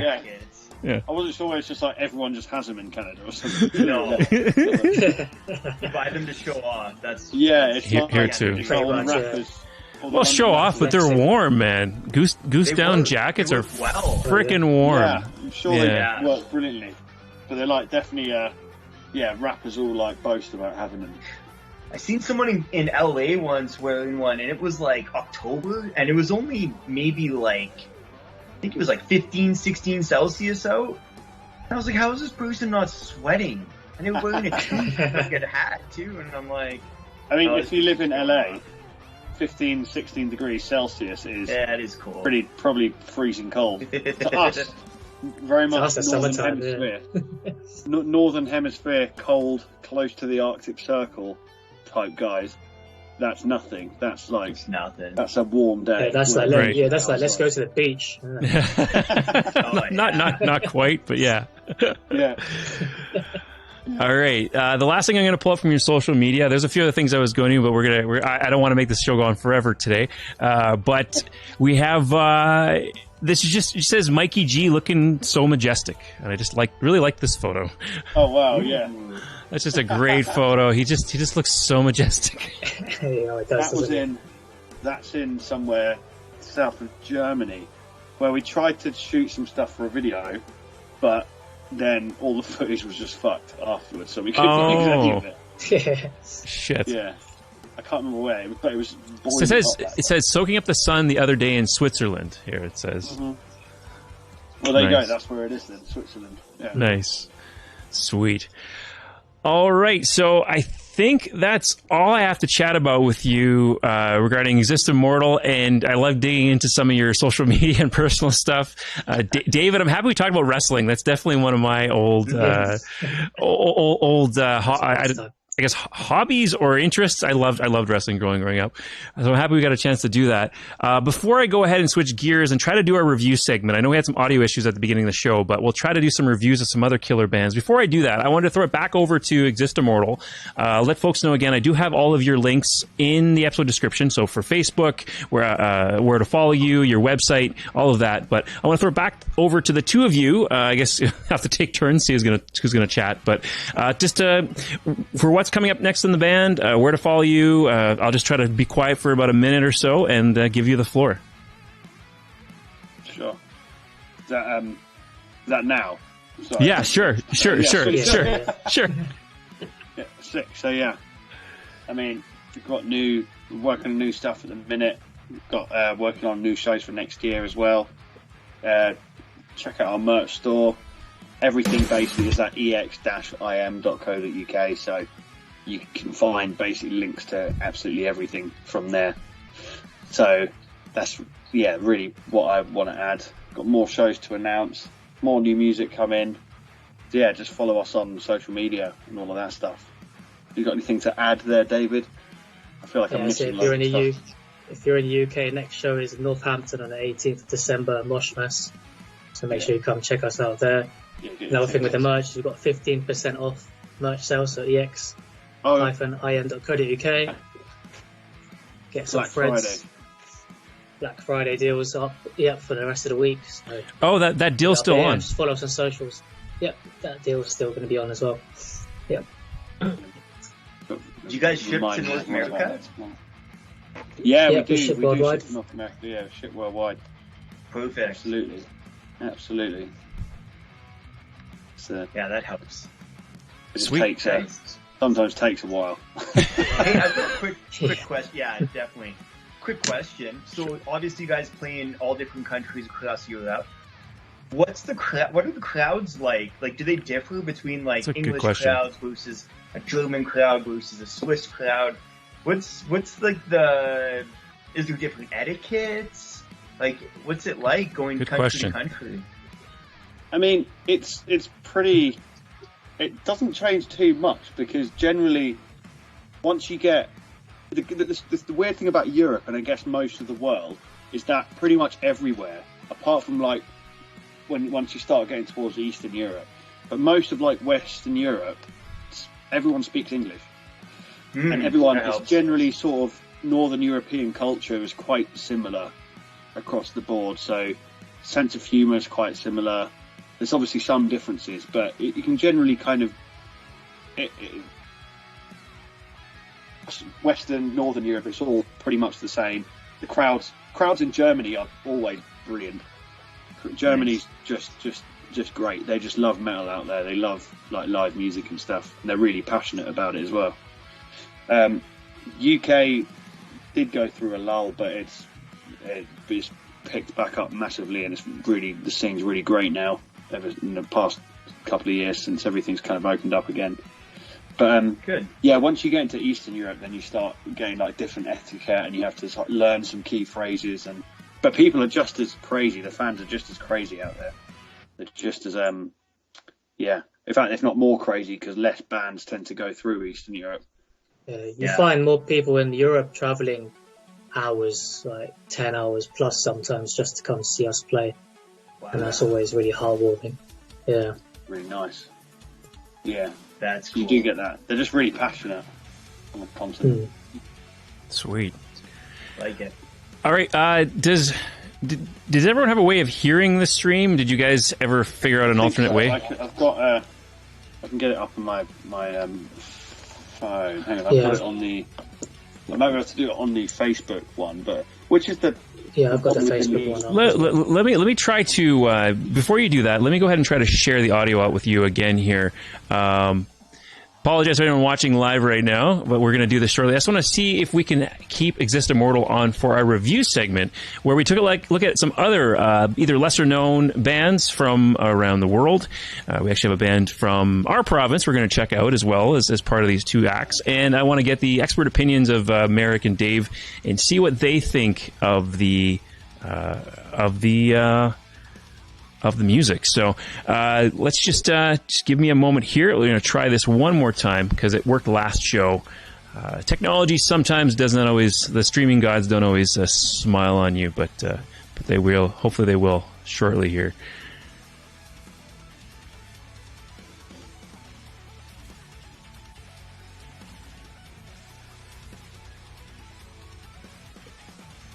And I don't know, Vito, if you want to keep the conversation going while I'm figuring this out. I was thinking. Does Eddie? I have so many questions, but like I don't even know where to start. Oh, we're getting some echo back. Okay, it might be gone. Might be gone now. Audio? I can hear it. You can hear I that. can hear something. Okay, let's try that. You might have lost my visual, but as long as you can hear. Oh, and then it stopped Yeah, I again. can hear. Oh no, then it stopped again. All right. Yeah, I think what we'll have to do then. I'm sorry, gentlemen. We'll have to do for tonight or for the show. We'll have to. Maybe we'll let you guys go. Let's try it one more time. We'll try it one more time. We got this, dude. We can do it. We can do it. I can get Actually, I'm just gonna go ahead and share my whole freaking desktop. with you guys, so don't be confused. And then I'm going to just play audio this way and see if that works. So, because I want you guys to be able to stick around for this. You might not be able to see the music video very well, but it'd be nice to be able to hear the track. Hear the track. You can hear it. Okay, great. All right, so let's give this a shot. The stream will look good. All right, as long as you guys can hear it, it'll be good. All right, thanks, guys, for wanting to stick around for the review segment. I really appreciate it. Let's do it. It's time for some reviews.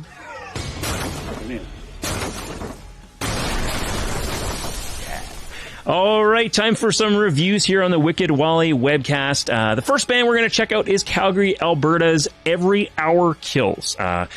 They've always had a mission to challenge the status quo when it comes to the metal genre, and this newest iteration from the group is highlighted with the most divergent style yet. The following single we're going to listen to is called Tenebris from the latest EP, Vacua.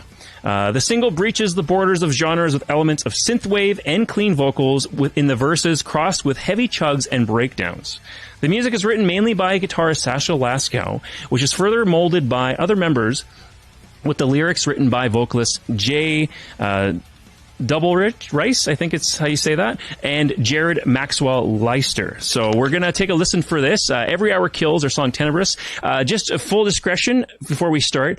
This is a band, this particular track I haven't heard yet. I'm going in kind of blind, but I do love this band. I've listened to them multiple times in the past, and I definitely want to... I'm definitely looking forward to checking out this track with some metal experts and see what they think. So, all right, thanks Merrick and David for sticking around. Let's do this. Let's check out the track from Every Hour Kills, Tenebris. Let's do this.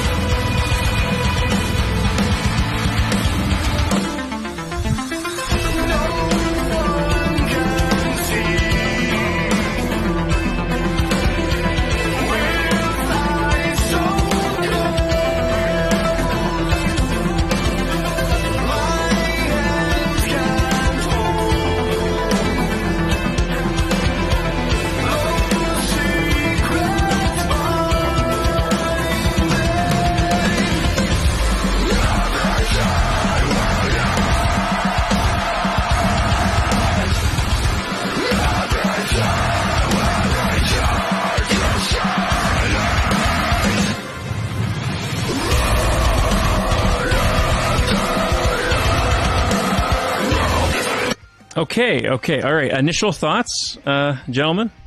That's heavy. What heavy tuning at the end? I couldn't tell you. Zed. Nice drop Z. It's exactly what I want to listen to. That's my first impression. Yeah, exactly. Got that bouncy triplet monuments kind of feel to it as well, which is cool. Little bit, yeah. It's actually very heavy. I've listened to this band quite a bit before. Their previous releases do have heavier elements, definitely, but there's a lot more clean vocals. So I thought, oh, this will be a good match for a good mesh for tonight's episode. This is definitely on the heavier side for what they released. I do strongly recommend checking out more of their music. My initial thoughts is it's not as catchy as some of their other music. So we'll see. I want to hear some more because maybe that catchiness is still coming. But I want to listen a little bit more because they definitely usually have very catchy elements to their sound. So let's go ahead and they've got a big chorus. Yeah, let's listen to a little bit more, and I want to see if we can get to the chorus.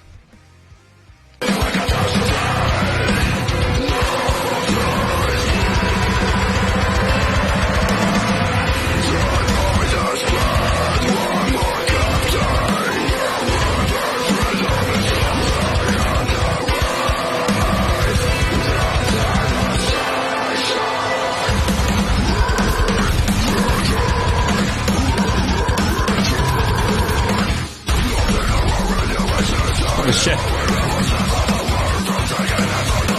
Holy shit.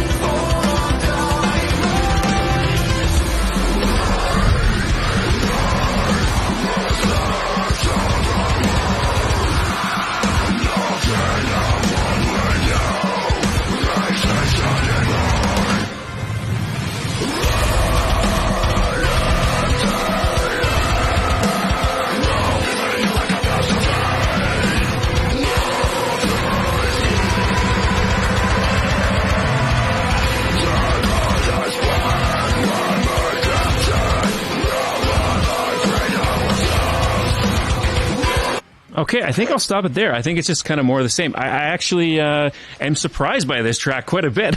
It's not what I was expecting based on the other stuff they've released in the past. Very heavy. Very heavy, yeah. It definitely always has that heavier undertone, but like I said, if you listen to some of their past stuff, it's very almost poppy with the vocals and stuff like that. So it's a very different. This I want to check out this album because it's definitely a lot heavier than what they had before. They've released before. I also mentioned introduction for them. I like it. Heavy, man. Very heavy, yeah. Sasha Laska, I mentioned the name before. I've interviewed Sasha before. He's sort of like you, Merrick. He's a bit of he works with other bands. He does mixing. He does mastering. He's kind of a production wizard of sorts. So I don't know if you can tell through the Skype call, but he's got a crazy ability. Sounds great. Yeah, from what I can hear through my iPad speakers currently. Right. Sounds great. through the stream, through the iPad speaker, about 6 different levels of audio getting crushed. But that sounded really cool. That was a really heavy bit. There was one part I was expecting it to drop into a chorus, and it just went super heavy, which took me by surprise. Right. But that was cool. Yeah, that part with the blast beats, I wasn't expecting that bit. No, me neither. That's super heavy, and then it went really kind of ethereal sounding afterwards as well. It was quite nice actually. It's like an amalgamation of different emotions in the space of 30 seconds. Had the Milton Cleans going on as well. Yes. The clean patch, the clean guitars in the background. There's a town just north of London called Milton Keynes in England. And it's where a bunch of bands are from. It's where Tesseract originally come from. It's where Monuments originally come from. Basically, it's where the whole djent thing started in this tiny little town in the UK. And so there's that type of clean tone, that really sparkly, jangly, super clean tone. Everyone in the UK calls it Milton Cleans. It's from Milton Keynes, and it sounds like that. Just a fun little anecdote. Fun fact. I like that. So you guys don't have to do this if you don't want to, but we like to give metal horns in terms of giving our opinions and how much we personally like it. Doesn't necessarily have to reflect the quality we think of the track, but just maybe our personal thoughts and how we think about it. For me, it definitely makes me want to hear more. So what I'll go first. What I'm saying is we can give like 2 metal horns up, you can give 2 down, 2 sideways, 1 up.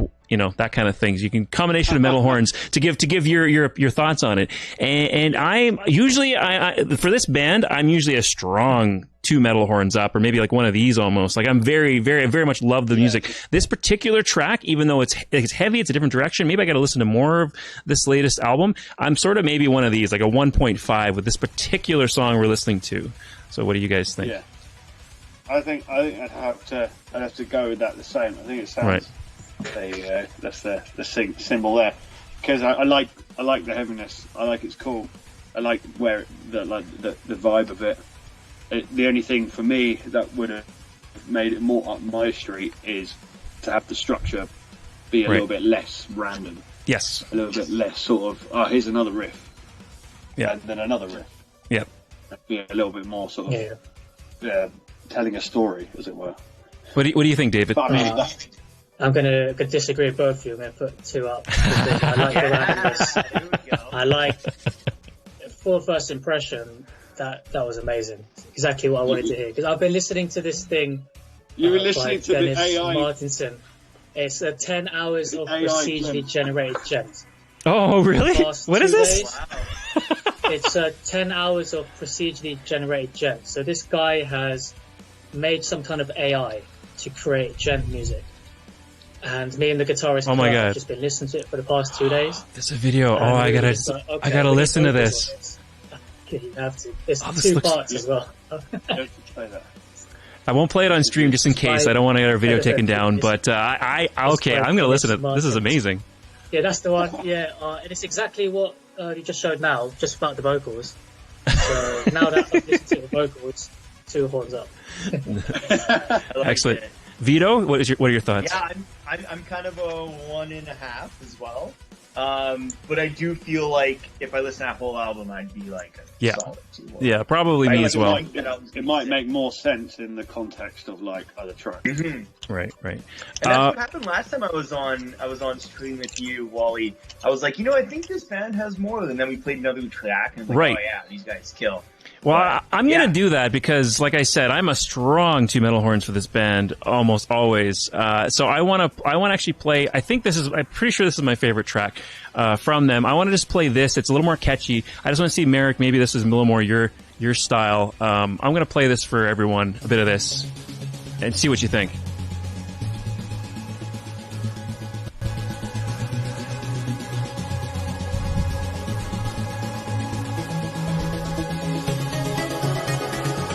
Yeah, this is it.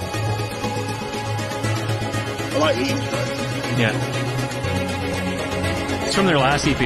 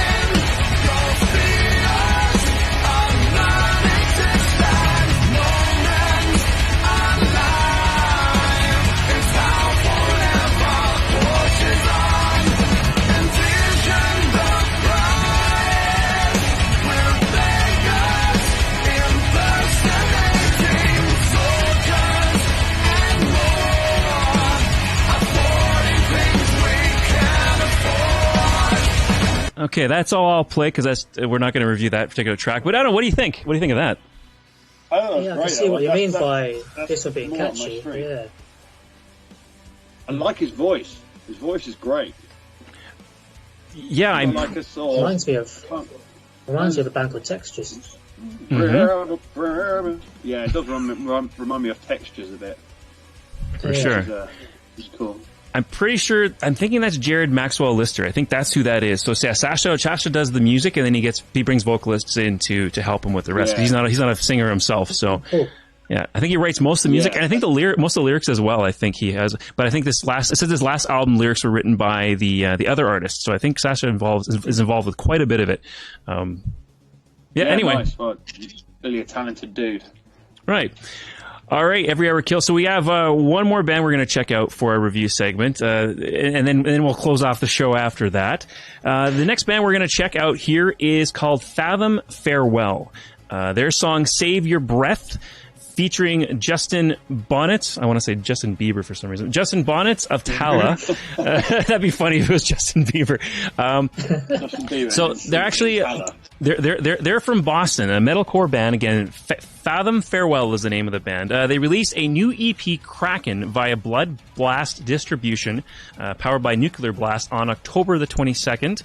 The EP Kraken is their fourth release and is a series of waves from start to finish, varying in intensity, grit from song to song, with the intention of leaving the listener feeling as though the mythological ocean beast has taken them on a wild and terrifying ride through their emotions towards a place of inner reflection and peace. Man, that's a mouthful. That was a lot.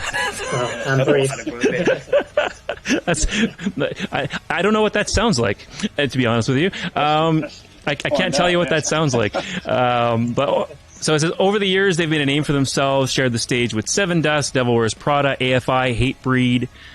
They played at Vans Warped Tour and New England Metal Heart and Hardcore Festival.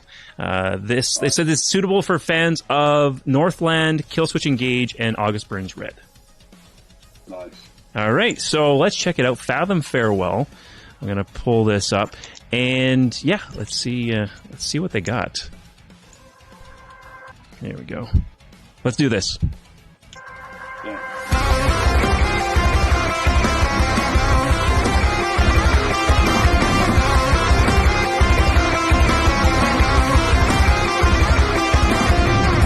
They're waiting to find something to degrade within you, expressing feelings toward what doesn't concern you.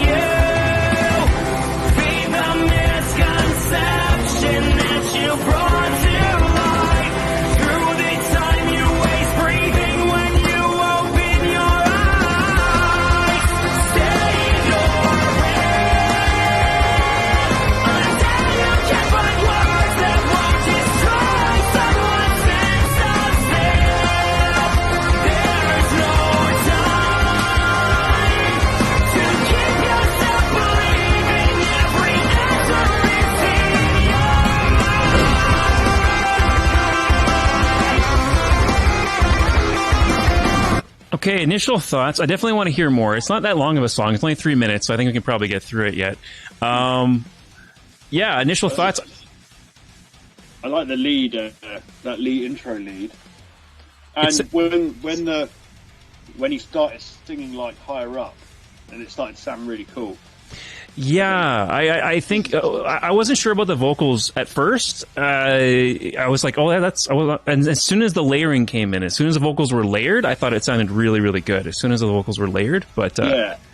I thought he was singing it sounded like he was singing in a British accent to start with. Really confused. from Boston. Is that European? Yeah. Yeah. That's not a Boston accent. Just an English dude Or it could be. It very well could be an English dude in a band from Boston. Could have moved to the States. Yeah. But then as it went on, it started. Okay, no, it's definitely not a British accent. Okay. In a strange way. Right. The guitar is catchy. The guitar is catchy. I like it. Sounds like to me, it sounds sort of Middle Eastern almost, or Egyptian or something like do do do do do do do do do do. Bridging scale, isn't it? That kind of yeah, exactly. Scale, Arabic scale. Right. Yeah, I like Very that stuff. I metaphor. like that vibe. Very vocal. Yeah. Any thoughts till we go back, Vito? Check out some more. Music video was a little bit intense, but music was great. All right, let's do this.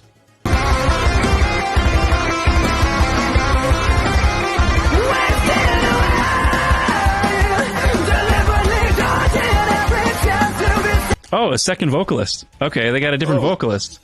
This guy's vocals are cool. Yeah.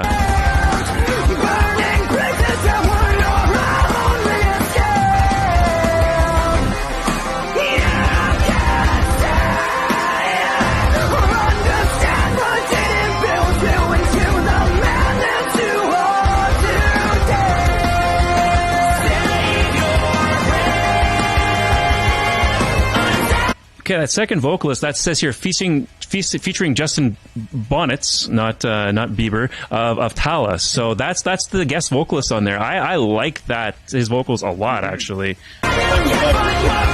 Sorry, he does sound wicked. Doesn't sound like Tala either.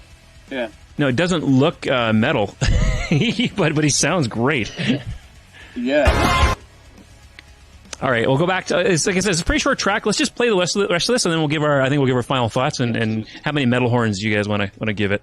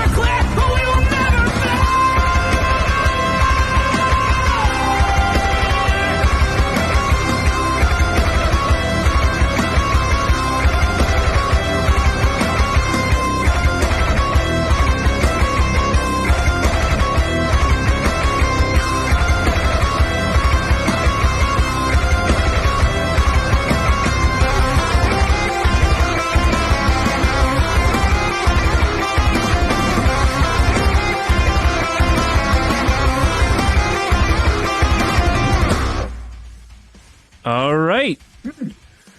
Okay, I think I went first last time, so I'm gonna go last this time. Who wants to go first? Vito? Sure. I will give it 2 metal horns. I enjoyed it. I definitely like the featured vocalist on there. Yeah. Yeah, like you said, didn't look like he fit in, but it really fit that track well. And then it went back to that cool riff at the end, which was pretty sweet. I enjoyed it. I definitely have to check these guys out. Yeah, definitely check these guys out. I would give them 1.5, I reckon. They're pretty much. Where am I going the wrong way? There we go. That's Yep. Yeah. What? 1.5. Yeah, I thought it was really cool. I reckon, for me, some of the verse and vocal melodies seemed a little bit like wild, but I think that's maybe just they probably do that better in other songs and stuff. So I definitely need to check out more of this band, because I think what they've got going is pretty cool. And yeah, Justin sounds sick on it as well. So yes, that was a good choice of guest vocals. Yeah, for sure. David? Yeah, I'm going to give it 1.5 as well. I think the instrumental was just unbelievable, especially that last half of it as well, when it just with the beat down, and then when that lead came back in, I was like, yeah, this is metalcore for sure. Yeah. Guest vocal was really good. I think, like Merrick was saying, I think the main vocal could have had maybe a bit more layers, different kind of melody, maybe a bit more grit to it, and then it would have been perfect to me. Yeah, there was just something not quite there on the not far off, but not quite there on the main vocals. I agree 100%. I mean, if it wasn't for the guest vocalist, at least would get a very solid single metal horn from me. But I'm going to give it another. I'm going to go this as well, because that guest vocalist just ups the ante on this particular track, and the instrumental's wonderful. Like I could, great, yeah. It's just wonderful. I could listen to the instrumental only version of this all the time. Like, this is totally up my alley. But overall, I dig it. I mean, I think I would want to check out more from this band. It's definitely worth listening to more of their music. See what else they've got, and I could totally listen to this. This is pretty cool. Yeah, definitely. All right, thanks guys for sticking around and giving us your expert opinions, or your personal opinions on what you like and don't. It's awesome. And coming on the show, I really appreciate it. Thank you very much. Thank you for having us, man. We've had a lot of fun. Sweet. It's good to do this. Yeah, it's a lot of fun. All right, I'm going to let folks know what's coming up on upcoming episodes. Merrick and David, if you need to leave, you can. If you want to hang out, you still can. I'm just going to let folks know what's coming up next on the Wicked Wally webcast. All right, upcoming shows on the Wicked Wally webcast. Next week, we're going international again. So yeah, not Wednesday. Usually it's Wicked Wally Wednesdays. It'll be next Sunday. We have a band from Belgium, Mordcall. Episode 42, 3 p.m. Eastern, 1 p.m. Mountain Time. Members of Belgium's melodic death metal band. Think the likes of At the Gates or Early in Flames will be joining us. This is the first band to ever get 2 metal horns in our review segment from Team Wicked member Jason, and for good reason. Their 2021 full-length album Dress Code Blood is a masterclass in melodic death. It's really superb, and sure to please most metalheads out there, I'm sure. Jason will be on with me on that episode. He's stoked to be on that episode. Following that, the following week, this is going to be sick. We're bringing back Band Room Blitz, back at our regular time, Wednesday, 9 p.m. Eastern, 7 p.m. Mountain. Band Room Blitz, Toxic Ruin versus Pitlord. Returning webcast guests, Sheboygan, Wisconsin's thrash metal masters Toxic Ruin go head-to-head with Davenport, Iowa's barbecue-themed death metal band Pitlord, playing the epic party game from Analog Universe Games called Band Room Blitz. Which band is more clever in coming up with funny band names? Or clever band names? And which bands have the most creative fans who can play along with their favorite band to win? All right, and Vito will be back on for that episode. I am really looking forward to that show. We did Band Room Blitz once before with a bunch of my co-hosts, so you can go back and watch that episode. I'll link it after the end of this show. If you're watching this on YouTube after the fact, you check that out. It's a blast, and those guests were a blast as well to have them come back. And they have a little bit of a rivalry, even though they're from different states. They know each other. They have a bit of a rivalry going on. It's going to be a fun show. There's going to be a lot of trash talking, and like I said, you can be part of you can be part of them winning. You can give points to whoever, either band. So it's actually a lot of fun. So we're going to do that then. All right. Like I said, that's the end of the show. Thanks again. This is Wally, Vito, Merrick, and David signing out. Have a great night or day. Guys. Or day. All right, good night and have a good day. See you guys.